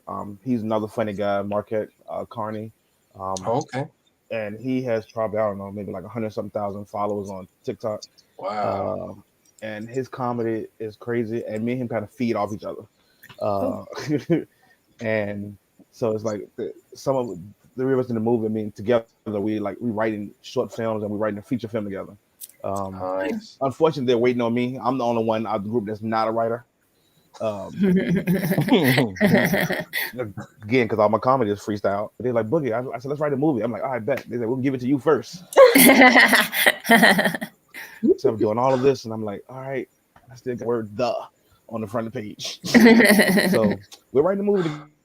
Amen to the. And what else? That's it. All I can think of right now. Still making all these comedy skits and stuff on Instagram and TikTok and Facebook and everything. So very nice, very nice. But Vanessa Lachey, she wanted me to do a dancing video for Nick Lachey to do one with 98 degrees somehow. So I told her I would come up with something for her just to give her a shout out. Oh, nice. Cool. Very nice. That's awesome. And are you guys opened up for live comedy shows out there? Yes. It seems like I know down in Virginia Beach Funny Bone. They just opened up. I see they doing a couple of shows there. I haven't seen nobody post anything from Richmond yet. Said they're going back open. Okay. Yeah, I see Virginia Beach. I actually just saw a post yesterday that one of my boys, 10 Man, he was just at a show. So I know they doing something, but I haven't heard anything here yet, unless I'm just missing it. For sure. Yeah. Okay. All right. Very nice. Any shout outs? Any of your friends you want to shout out? I want to shout out to all of them that's out here. Arisha, Effie, who else? My sister Jamie. Steve, you know what? Your wife. Shout out to her. Oh, thank you. If it wasn't for her, I wouldn't have got to meet you. So, shout out to all y'all followers and y'all listeners, man. This been fun. So much fun. Oh yes, thank you for coming and hanging out with us and all that good stuff. We really appreciate it. And you guys make sure to check him out. We have it right here. His socials: Comedian Boogie Bynum IG at Comedian Boogie. And down below we have your merch and apparel. Yes. Nice. What is it called? It's called Tees and Soul. Okay. When we first started the company, we were matching up all the sneakers that came out. So we would do any kind of custom tee that you wanted to go with the sneakers. Oh, nice. And then we started selling sneakers with it. That became a headache and a hassle, so we stopped that. And then we just started doing custom tees. Okay. And then every once in a while, like if one of us, my business partner, we think of something that's funny or something that's we think it'd be cool on the shirt, we'll design it, make it, put up, and just sell it. But 95% of our business is always what the customer wants. Like they come to us with their ideas, and we just make it.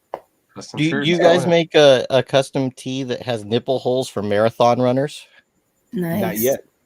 Yeah, you could sell a lot of those before a marathon, like no chafing. Yeah, no chafing on nipples. and Dan will be the first person to buy one.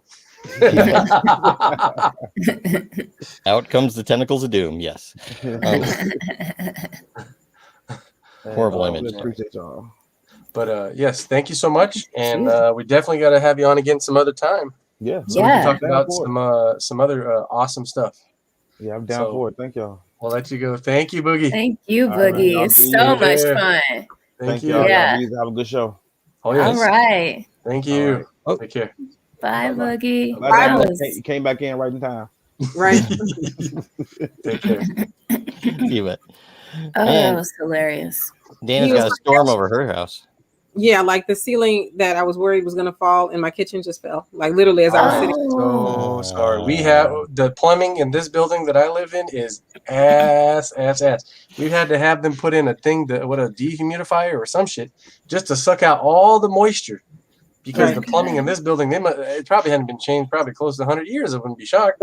That's pretty much what's happening. And I'm trying to I just had to, and I actually, the landlord's like, there's not a lot I can do. I'll be there tomorrow. But I had a feeling, and I just heard a crash, and I was like, well, if Ali is not in the kitchen and I'm in here, clearly, Woo.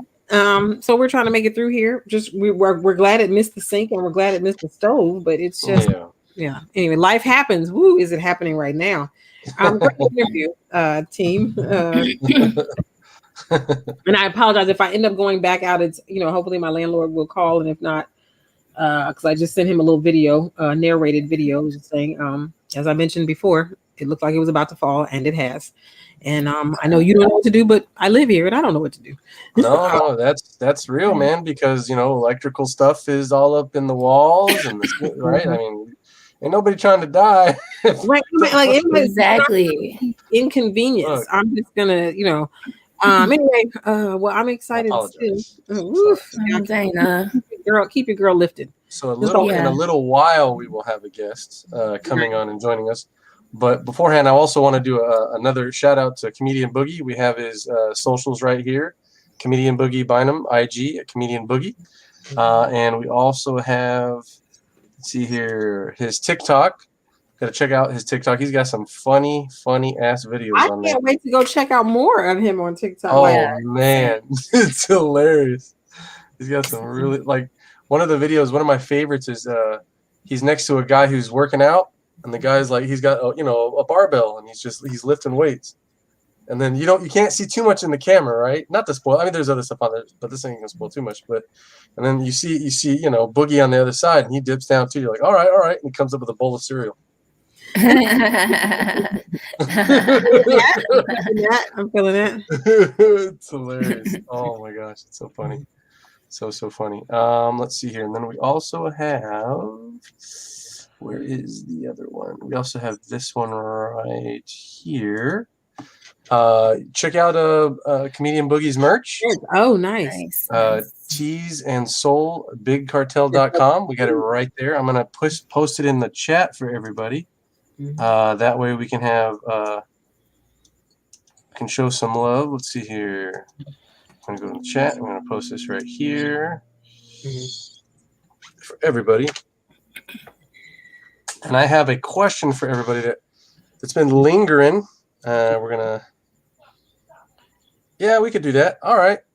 Well, wait. Now you said a question that's been lingering. Now I got a question that's going to linger, and that's not. I know what I said in the chat, the private chat, but okay. You want to do the? Oh, dang it! Now I'm curious, and I can't. If you don't ask the question, my butthole will never loosen back up. Let's ask this question. Oh Lord. Okay. I got excited. I'm sorry. I don't know if we needed that visual, but I thought. Here we go. Okay. If you were stuck in the mall over a 5-day holiday, what would you do to survive?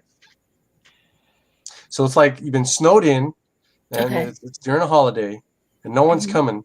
You have free reign of the mall. What's the first thing you do? People in the audience, too, we want your participation because we want to put it on screen. My question always is the food in the food court cooking? That's what I need to know. Are the Cinnabons hot? Is Jersey Mike's sub open? I don't know, like when I was like in New Orleans when they opened up, there was this cool mall. They had the Jack's Brewery, and when they like kind of reconfigured it, they turned it into these malls. And there was this place called the Fudgery, and these folks they would work, and you would watch them make the fudge, and it was kind of a show, and they'd make this fresh fudge. So like, have the Fudgery folks made the Fudgery? Is there Cinnabon? Is there Mrs. Fields cookies? What do we like? Is Panda Express open? That's what I need to know. All that matters to me is will I be able to eat? And if I can eat, I'm good. Well, I mean, hot dog on a stick, man. I want that cherry lemonade. I'm just gonna say it. I feel that. I'm with you. Is there some pink berry up in there? Is there? Just never sit there staring as they make the lemonade. They think it's creepy. I can't help but laugh when I walk by that. I feel bad that they got to do that in public. I think that should be done in the back, not out in public. It looks like something private going on there. They're having a moment that needs to be done in the back. Don't do that in the front. Guys are nasty, so you can't do that out in public. Yeah, I learned you should never go. Gosh, they're really good at squeezing those lemons. They just don't acknowledge it. You're supposed to not even avoid eye contact too during that. Can I get a corn dog, please? No, to survive. I mean, we're gonna have to, bust in the back door of the mall. We're gonna have to cook our own Cinnabon, and hopefully not burn it. If the CPK, I'll light up the grill. I'll make me some pizza. Like as long as I can, and y'all can tell, like I can do anything. Arisha sounds like, and I hope I'm saying that right. Arisha, it sounds like she's going to sleep through the entire 5 days. She wants to go to Bed Bath and Beyond and just go to sleep 5 days. All I was saying, Dan, was that I was just saying, as long as I can cook my own food, then I'm good. Chick-fil-A sauce on his lips.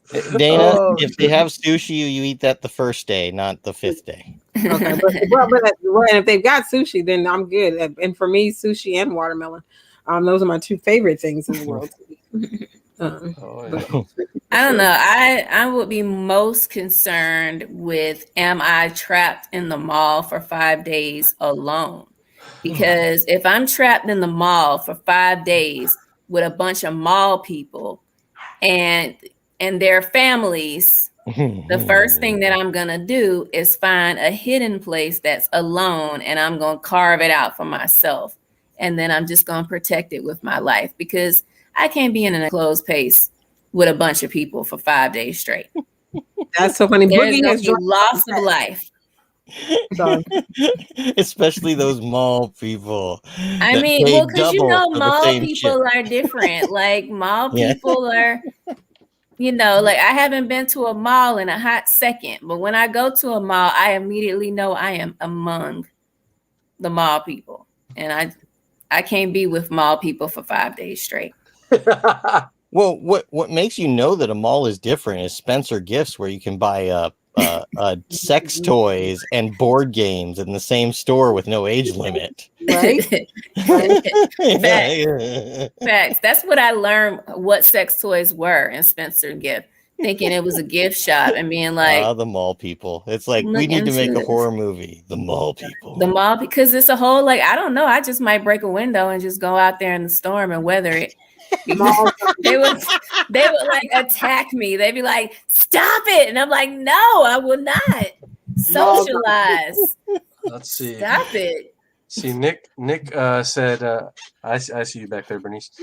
Nick said, I would make sweet love with Victoria's Secret mannequin while dipping a hot pretzel in jalapeno cheese sauce. After, I'd get a strawberry lemonade from Hot Dog on a Stick. And yes, I'd do all of this with a HDOS uniform. Oh, that's his work uniform, I assume. No, I don't know what that is. What is that? That's HDOS. What does that stand for? Here's the thing. Before I saw Secret, I just saw Victoria. When I saw Victoria before I saw Secret, I was like, Nick, what you talking about? Nick, what you talking about? Because I thought about you, and that was my best. I had to do my Gary Coleman. What you talking about, Nick? And then I was like, well, that's gonna happen too. Like within the first, like, let's just be real. Let's not act like we don't know where we live. Within the first hour, it's going to be Lord of the Flies if it's a bunch of people in there. Like, it's going to be immediate Game of Thrones. Rape is going to be legal. People are going to be trying to shoot each other for the last Cinnabon. It's going to be ridiculous. And it's like, we've been here for an hour. Y'all ain't even hungry. Stop fighting. I am out of here, you mall people. None of y'all got a mask on no more. This is stupid. So, no, I'm not doing it. You only been here an hour. You're not even hungry. Why are you back here making bourbon chicken? You are wasting. There is still unprocessed fried cheese and you ate Ted. Right. Facts. You know you've been waiting on eating people. Now you in here. Day one, you roasting babies. This is stupid. Get me out of here. I refuse to live with people. I can't do it. Babies.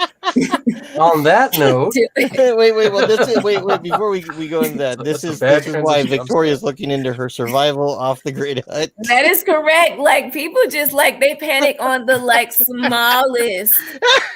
Like, they're just like, that's it. Martial law. I've been waiting for this day, and it's like, no, like, it's been an hour. Okay, just everybody be still. You are still selling that Earth ship to me. I'm telling you, you can't do it with a bunch. If you are in the mall alone, it's like heaven. If you are amongst a bunch of people, just imagine. Like, we need Chick-fil-A nuggets for everyone. We gotta have it for everyone. It's like, if you don't, people will get murdered. And they will. Like, there'll be like wrestling matches in the middle of the food court. Who will be our new Chick-fil-A nugget flavor today? For facts, like, they're gonna be cliques, they're gonna be alliances. What is this, Lord of the Flies in the mall? Some fool is gonna go full survival mode and start a fire in the middle of the mall for warmth, and like, we have full power. It's just like, we don't need another. Like, I'm out of here. I will die in this storm before I will be up in here with y'all for 5 days. Oh, yeah. It'll be Mad Max Beyond Thunderdome up in there. Mad Max Beyond Thunderdome. Why did you start a fire? We got power. Nick said that should be a reality show, and I'm not gonna lie. If they found a mall that they could that was business strand was a bad, bunch of people. and they could do a live TV show event of like an apocalypse in a mall type situation. and they fill it full of food and people and all kinds, some actors, some not actors. You don't know who's acting, who's not, but the actors are to amp it up, and you got to cook your own shit and just see what chaos ensues. And convince them that they literally can't leave the mall. There's like nuclear fallout, whatever, something. So that way they'll act a certain way. I would watch that, man. It'd be crazy. It would be insane. And I would be watching TV getting so pissed off. Like, why is like 1/4 of the group washing their clothes in the sink and the other quarter just keep stealing clothes from Macy's every day? Like, what is happening? Like, I need everybody. We need to set up a government. And I am so like anti-government. And I just be like, you know what? Give me a shotgun. We about like to anarchy. Because y'all don't know how to act. Like y'all tripping. Yeah, we have Arisha Johnson. Just give me some spinach and banana smoothie. I'm good. Let's see. I love Arisha. Ronnie said I'd watch the hell out of that. Lauren said Stefan would just binge watch movies. And Boogie said that would be funny as. All right. That's what AF means? I thought that meant Air Force. I have been reading everything wrong. Funny as the Air Force, yes. On that note, we have an amazing guest who is an amazing comedian. I hope I get this right. If I get up, you can punch me in the face. From Seattle, Washington. Okay, sweet. And I've done open mics with her. I've gone to see shows with her. We have the great Bernice Yee, known as also the Mulan of comedy. Oh, nice. Bernice. Hello. Hi, family. How are you? Great. How are you? I'm doing hi, Dana, my sister. The future is female. Very nice. And I guess I know Dan, but Victoria, nice to meet you. It's nice to meet you, Bernice. I'm so happy you're here. Oh my God. So what are you guys up to? It's 9:30 on Thursday. I know there's a lot of laughs and I don't know what we do here, but I'm expecting to get my therapy session. Oh, very nice. Well, we got questions. And what would you do, Bernice, if you were stuck in the mall over the holiday, snowed in for 5 days? What's the first 3 things you would do if you were stuck in the mall? Stuck in the mall. Okay, is the mall open? No, it's been quarantined. They closed it for the holiday. You could be in there by yourself. There could be other people we don't know. But what would be the first 3 things that you would do? Okay. First thing I might just try to start a dance party. Okay. There are people in it, right? There's nothing to do. Yeah. I used to do flash mobs and stuff back in the days, so I trust in people that when somebody just starting dancing, people will join. Okay. I can see that. Wait, that did not work for me in that elevator, though. In the elevator? You don't call the cops on you, Dan. Okay. So that's first thing, right? Mm-hmm. Second thing, I feel like I'm going to walk around to see if there are any not leftover food, but unperishable food I can eat. I don't know. I'm resourceful. I hate wasting food, No food goes to waste. Yes. Yeah. And then, the last thing, at a mall, I don't know, maybe I actually like shopping, and I hate shopping, but I like shopping. I hate spending the time to shop. So so I don't want to think about it, but when I go, I want to check out every single store. So maybe I would just take notes on all the store, and then maybe trends were I will see which store is not doing so well. So maybe go online, they will have sales, right? Take notes. I'm all about the sales.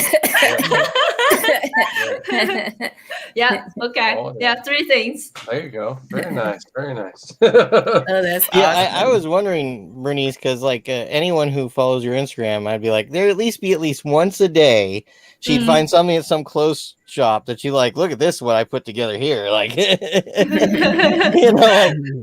This wasn't even supposed together. This was from that store. This was from that store, but no one's fucking working there. It's mine now.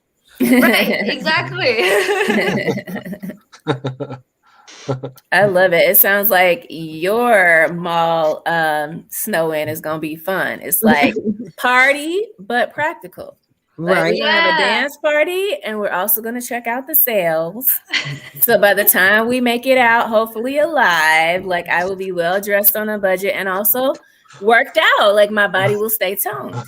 you Yes, go. that's the plan. I mean, theoretically speaking, that's at least how it works in my head. Well, I mean, you would get the people who are hiding, who are too scared to come out. Once they hear the dance party, they might come out. I hope so. Mm. I mean, Yeah. I will Oh, be dancing as long as I get something to eat. That's all that matters to me. I have to eat first. Food Oh, first. yeah. Yeah. Step in, she could also accidentally summon the chuds, and you have to be careful with that. Oh, the Summon the subterranean. witch. The chuds. Which It's a- are It's an a old horror 80s movie reference. I think half our audience will get it, and the other half will do exactly what you did. The what? It's actually one of the first movies that the actor who played the father for Macaulay Culkin in Home Alone, that he did with Daniel Stern. It's a horror movie. That's okay. It's about underground dwelling monsters who eat people. He's just saying they might come up from underneath the mall. That's all.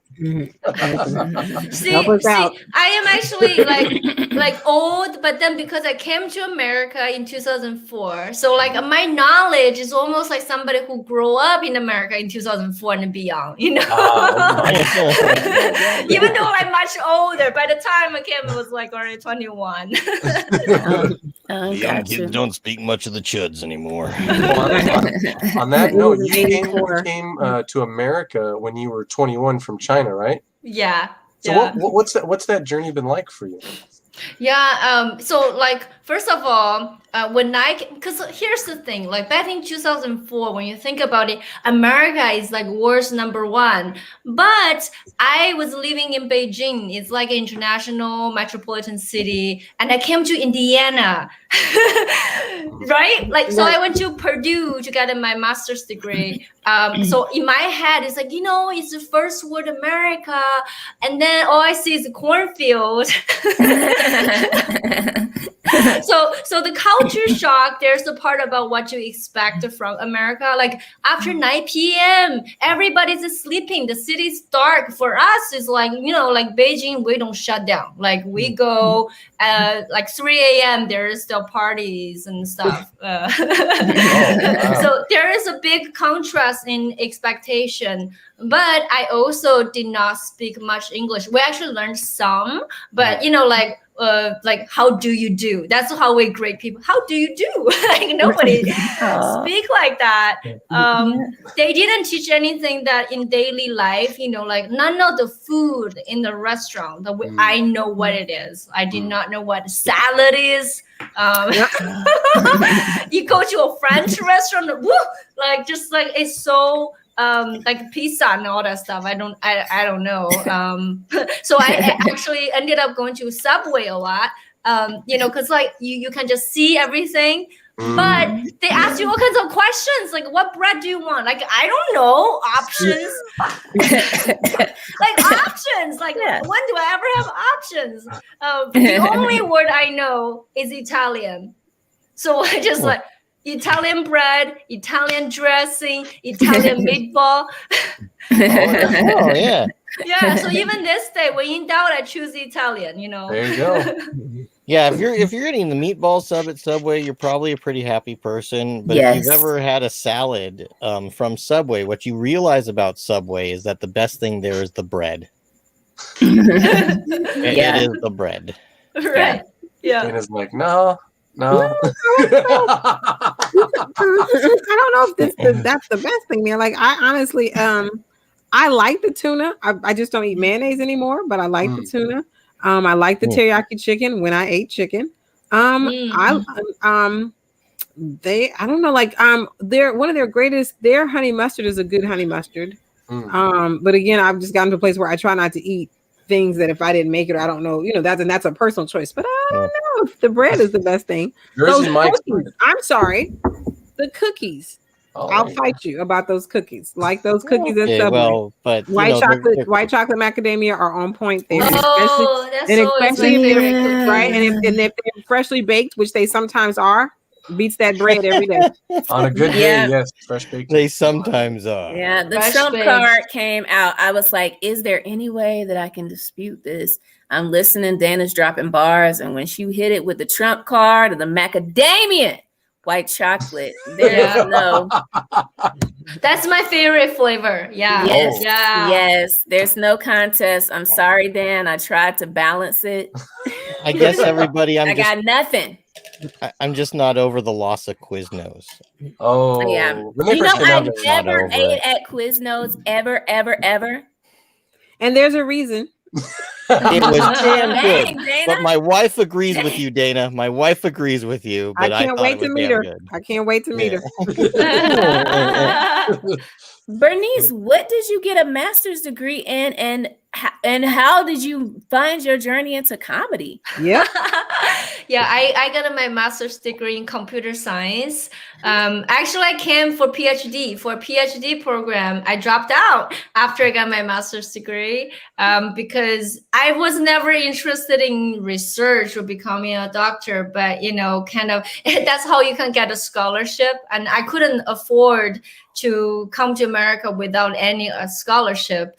So at the time, I signed up for PhD. But when Microsoft came to our campus and then recruited for an intern, they somehow they hired me. They gave me an offer, so I can choose to stay in school or finish my master's and get a job. And they said, well, if I can get a job now, why not? Right. Luckily I did, right? Because like in 2008, you know, when the economy crashed in 2007, 2008, it's very difficult to find a job. So if I have stayed in school, it's, you know, a big question mark. Yeah. So. Right. Yeah, that's how so my journey to comedy, I actually have been in tech for the last decade, really. Like I work at Microsoft, the startup, and Hulu. That's my, there's somebody who made, computer science. Whoa. Yes. That was our first guest. So we have two comics who have degrees in computer science. That was our first guest, Bernice, before you came on. He's a comedian also. Boogie Bernice was on first. And so he's got a degree. Very Connect. cool. Yes. Connect. I actually really liked my job at a Hulu, and I mean all along computer science. But then some point when I discovered comedy, I just realized there is that beauty of connect with human being, right? Like no matter how different we are, when you have that connection with like emotional level of connection, that's just like the biggest the satisfaction I can have. And I feel like after doing tech for a while, I feel like the impact I can make in people is bigger with comedy. So it's silly because, you know, the money is like nothing in comedy.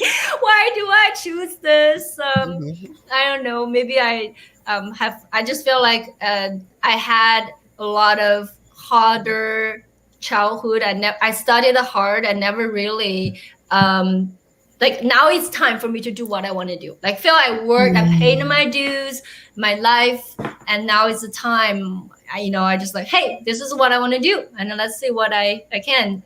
Yeah, follow my heart. Yes. Oh my gosh, that's amazing, Bernice. And I'm like on so many levels. One, that you have the courage to do what's right for you at every phase of your life. Amen. And two, that you got the hookup on a free master's degree. I don't know. Y'all better been listening and paying attention. Sign up for that doctorate and then be like, booyah, I'm out, got my degree. Sorry, boo-boo. I changed my mind, but thanks for the free education. No debt. You're No Fuck so debt. the right. system. I've had enough. I've had enough. This master's will do, and this master's will do. Yeah, no, that is like the hustle. Like I kind of get it now. Cause you got the discount at like the discount masters and then stuck in the mall and you're like, I am here and I could technically take everything in here, but I'm gonna still try to find the discount. Just on principle. On principle alone, we're gonna find the discount. It's on principle. Yes, exactly. Bernice, I respect that so much. do you have how long have you been doing comedy? Now it's 3.5. So do you have a favorite comedian or like a top 3 that you like? I have to see that person. I like to watch that person. Who are your top 3? I think my favorite keep on changing. There are too many, but I feel like who made impact on me, like who kind of like when I watch it and it's like, oh my God, that's inspired me. Hassan Minaj a lot, because when I watched the Homecoming came and I was like, there are moments I literally like I'm about to cry, right? And yeah, and then like he just like make me laugh, and so I feel like there's so much emotion. He's not afraid to make you feel something, like make you go deeper and feel sad, but then he bring you back, and that felt like resonated with me very well. And obviously when I see Ali Wong, like that's the time when nobody else have like Asian female comedian. Like I feel like the things she care about, talk about, looks like I haven't seen. And so at the time I never thought about, before her, I never thought about comedy. I never thought about it, even though I feel like people who are comedians, I feel like I think about the things they think about all the time, but I just never thought about if I go up there and talk about anything in my life, people would give a shit, right? So there's like inspiration there. I love Chris Rock. Yeah, because I feel like he is so intelligent. Like the way he talk about things that changed how I live my life. Even the like people love his old stuff. Even the newer stuff, the tambourine. I don't know. Tambourine, yes. Tambourine. And then he's like, I remember so much about like, so you've got to fuck. Like I remember it so clearly because like I feel like when you're in a relationship for a long time, right? Like for me, it's like it's very difficult to maintain that level of passion. But like I still think about Chris Rock all of a sudden. I gotta fuck. Like that's why I just say my relationship. So those are the 3 that like I feel make a big impact for me. I like Hassan Minaj. I haven't watched enough of him, but I agree with you completely that like I feel like I see myself in comics like him where it's, we're making impact, we're making you laugh, but we're really making you listen. And and he really communicates clear like his point of view clearly. And I just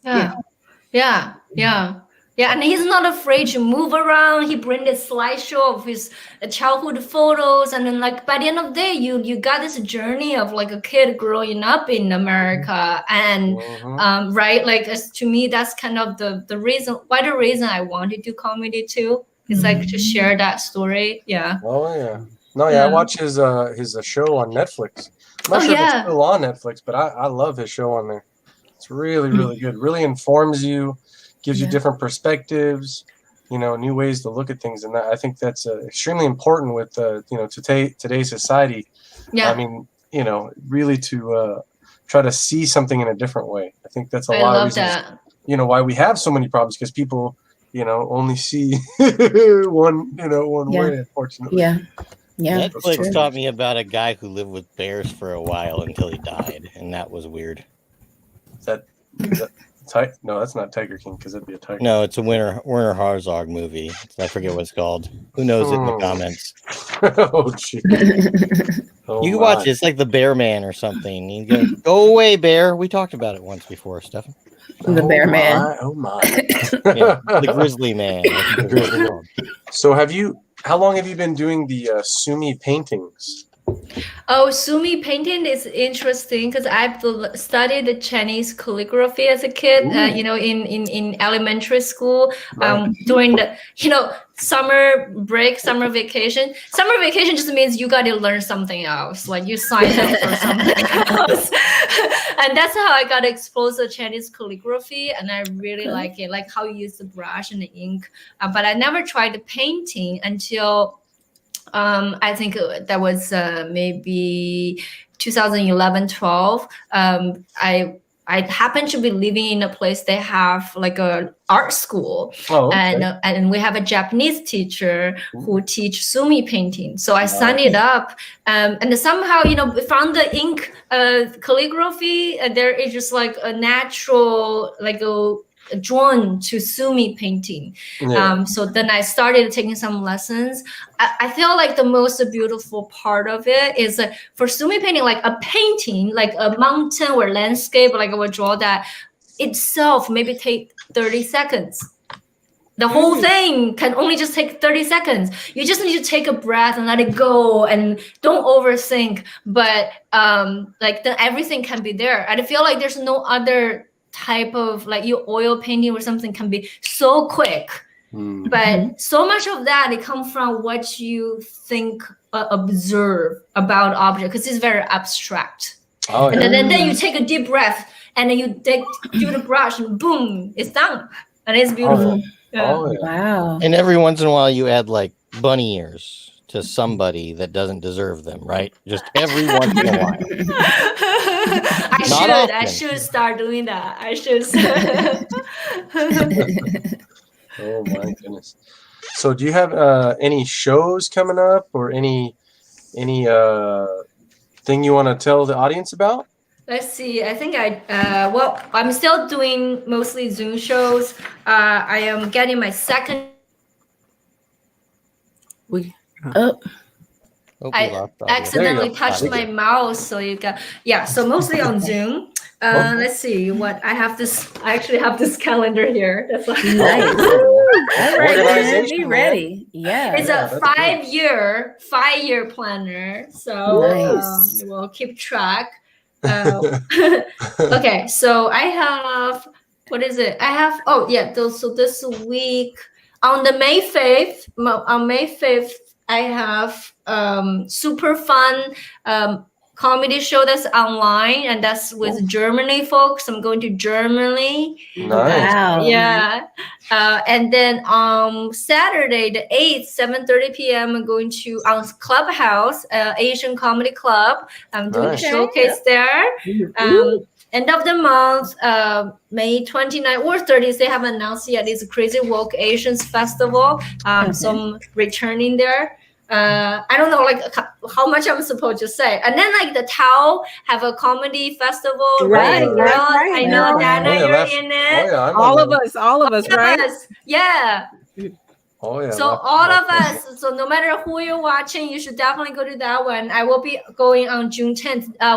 Which days you guys are going? I'm Sunday, June 13th at 6 p.m.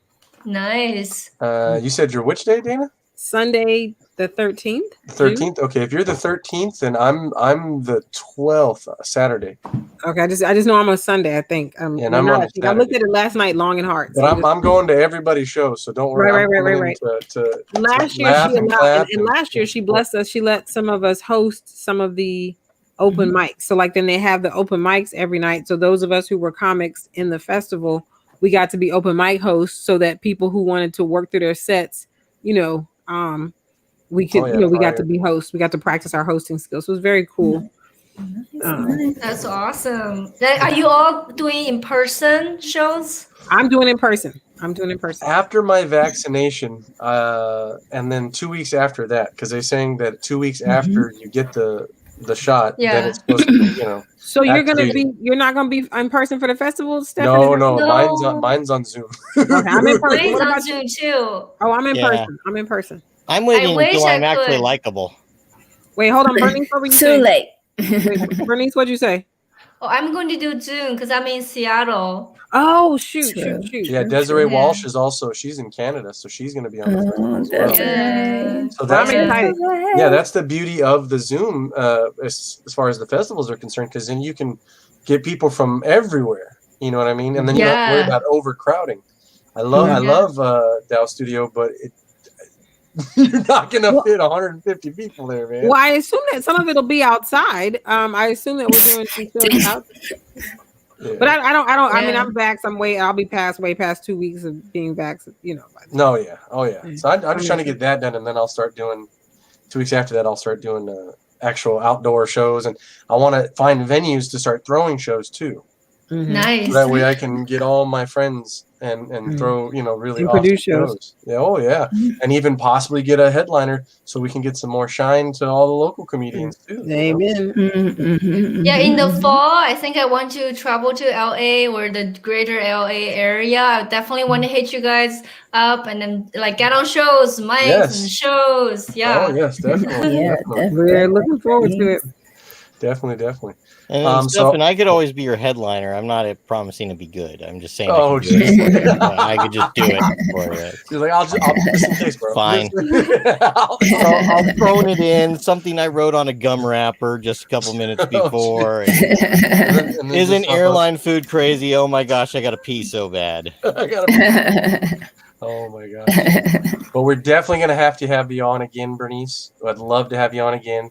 This is so much fun. Are we going to do our slideshow, Bernice? Oh! I'm sorry. Okay, yeah. We have an exciting slideshow, like Bernice. So here's the thing: I'll just explain this segment. So I'm big into representations, and I love it in your set when you talk about like growing up in China and all those plastic surgery ads for the eyes. Yeah. So I did a little research to learn more about like the plastic surgery game, if you will, in China, because like in America, plastic surgery is big, but it's all about like boobs, body, certain things on your face. But what I found interesting, Bernice, and I'm gonna share screen. I'm gonna pray I do this right. Is that the one of the ones that we found? They show you guys a template, and I don't know if that's what you experienced, or anything, or you saw, but like, so let me just show you. I'm going to share screen. Here we go. Share screen. Here we go. Let me see. Share screen. We're getting there. Window. There we go. Someone share it. Chrome Don't tab. be stingy screen. Home tab. So let me do, hold on. It's not, hold on, you guys. Let me turn it to, let's go to present. There we go. So plastic surgery templates. So this is what I found interesting. Can you guys still hear me? Yes, we can see now. This is excellent. So I found this. And so I wanted to know how true this was, that like when you go in, do they give you sharp chin, popular before 2010, the internet celebrity face template, or the supermodel face template?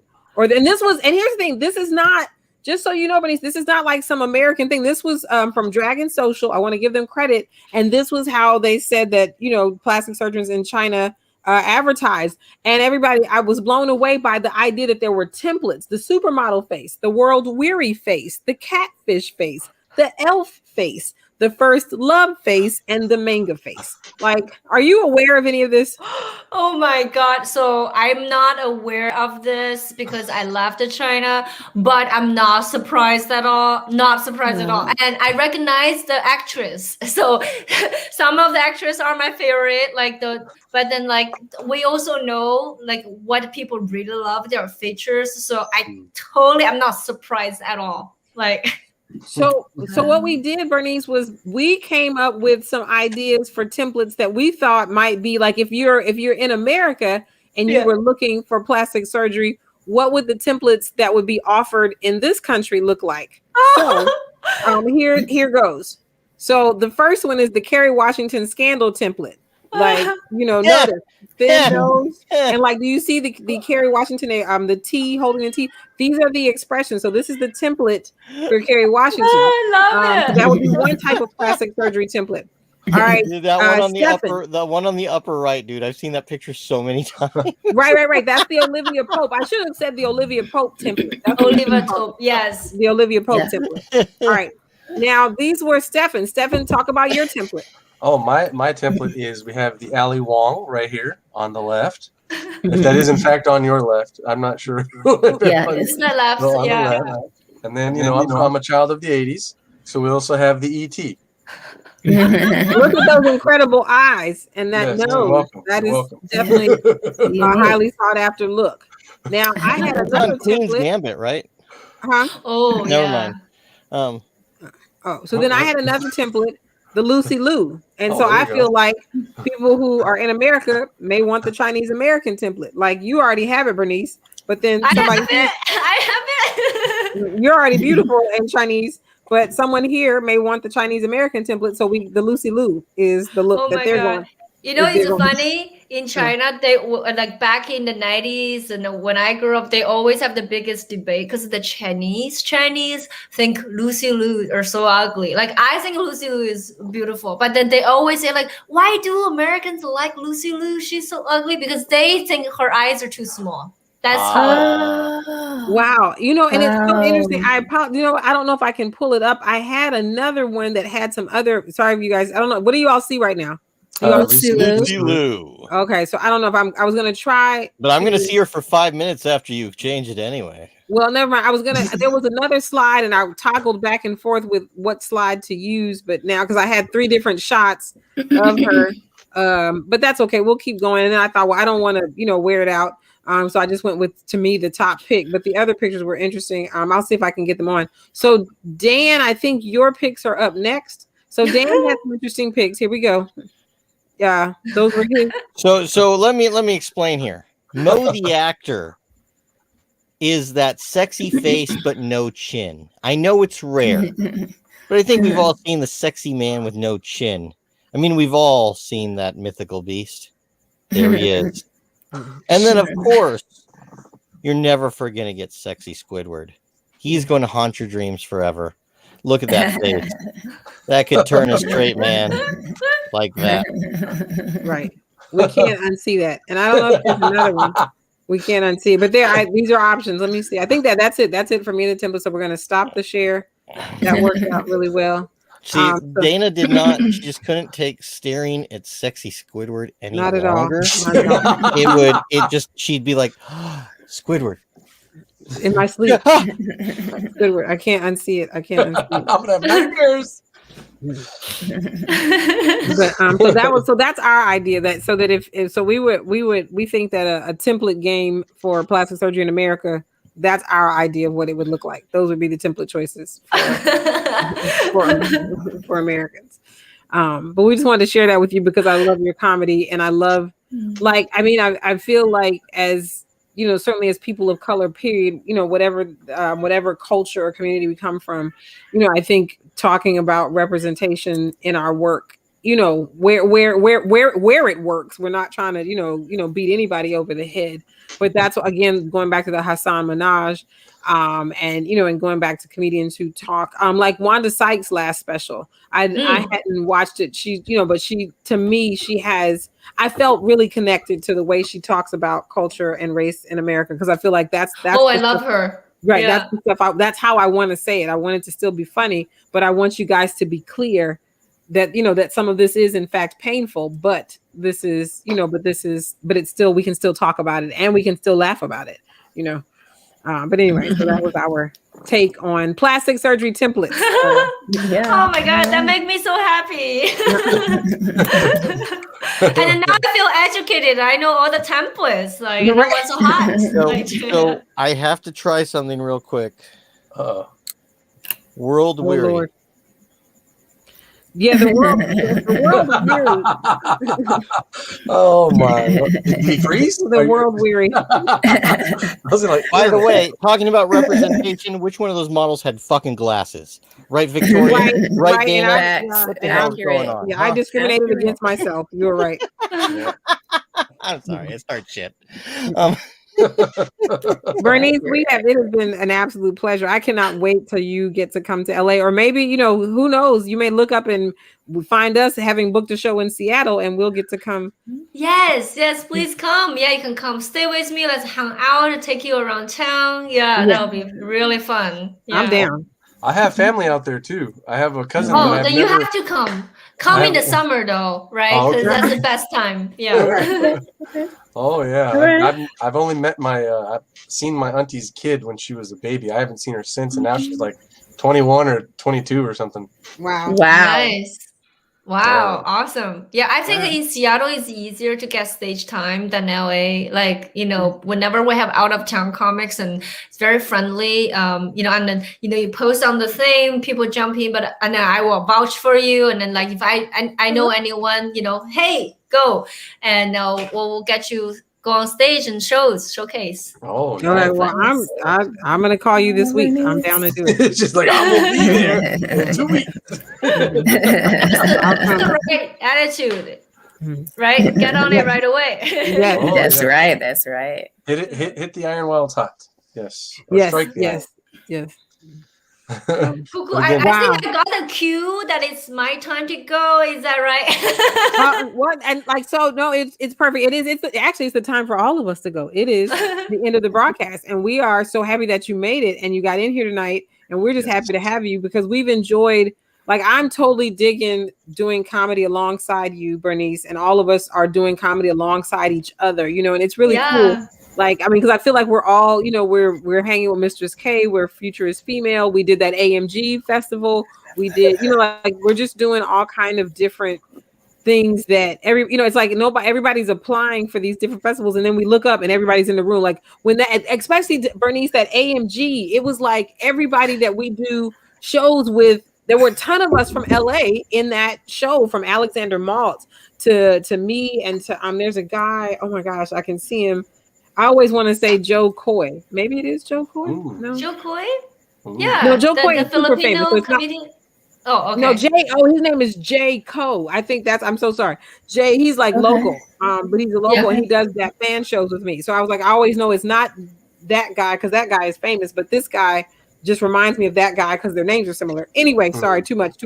Anyway, just seeing so many of us in that AMG was just very, very funny. I made friends out of there too. I made I made friends. That's how I know Mistress K. That's from the festival. Yeah. Right. Wow. Okay, because she was in that one. We were both because we were in the comedy therapy out of New York. Like it's been like wonderful. And I'm thinking y'all have known each other forever. Like, you know what I'm saying? Like, and we're here trying to have all of y'all on the therapy of the absurd. So Mistress K has been a co-host with us. Victoria is co-hosting and has been a guest. You've been on. Desiree, did we have Desiree on here? Have we had Desiree on here yet? Yeah. Oh yeah. Yeah, but I'm trying to. I feel like we've had so many guests. Which Desiree are you talking about, by the way? Walsh. Oh yeah, Desiree Oh, Walsh. Yeah. Yeah, but she came on here. So I feel like we're all just trying to showcase each other, and I love the community that we're building. So we're happy to have you on tonight. That's awesome. Yeah, like I just feel this is the best thing that happened during the pandemic is like getting to know the comics around the world, especially my LA folks. So I can feel like I got to know so many like awesome LA comics. Yeah. Nice. All right, you guys. I guess we got to thank our people because we've had our crew was in here and Boogie Bynum was in here and he had crew in here. Dan Arturo, I see you, Dan. Nick? Yeah, but Nick Crash I was crew. commenting too. Right, I see you. Like I don't feel like I've never seen you in the comments before, Dan. No, I do it now and then, but I mess it up because I'm like messing up inflections and stuff, and they're like, "Oh no, this didn't come out right. Let me fix that again." I should probably stop. For the record, Togo's used to actually have good specials. Nobody beats Subway, but Togo's had decent specials on their subs. Togo's is a sandwich that the aunt that doesn't love you makes for you. Oh my lord! Oh my lord! Ronnie Chinese Schoonover, we love you. Major Bynum, we see you, brother. We're so happy you came on here. Arisha, if any of these folks are still with us, because it's 1:00 where they are. And Enthraller, we know who that is. But I think we had all of our regulars. I saw Lauren earlier. I was just trying to make sure we got everybody. You guys, thank you for being with us. Sergio. And at the very end, we have Arc. I'm going to try this. I'm sorry, sir, ma'am. Arcaniator 110. I hope you're having a fun night. And I've been trying to translate what you're saying, and and they're from Twitch. No entiendo nada. So yeah, that one I can probably. Oh, now I get an idea. Lauren, thank you. Yes, thank you, everybody. Thank you. Yeah, thank you so much for having me. Oh, yes, thank you. It's a pleasure. And we will see everybody on May 13th, Thursday, May 13th, because we don't have a show next week. We're on a new schedule every other Thursday. Yeah. So we'll see everybody on May 13th. Thank you, everybody, and you have a great night. Thank you so much. Good night.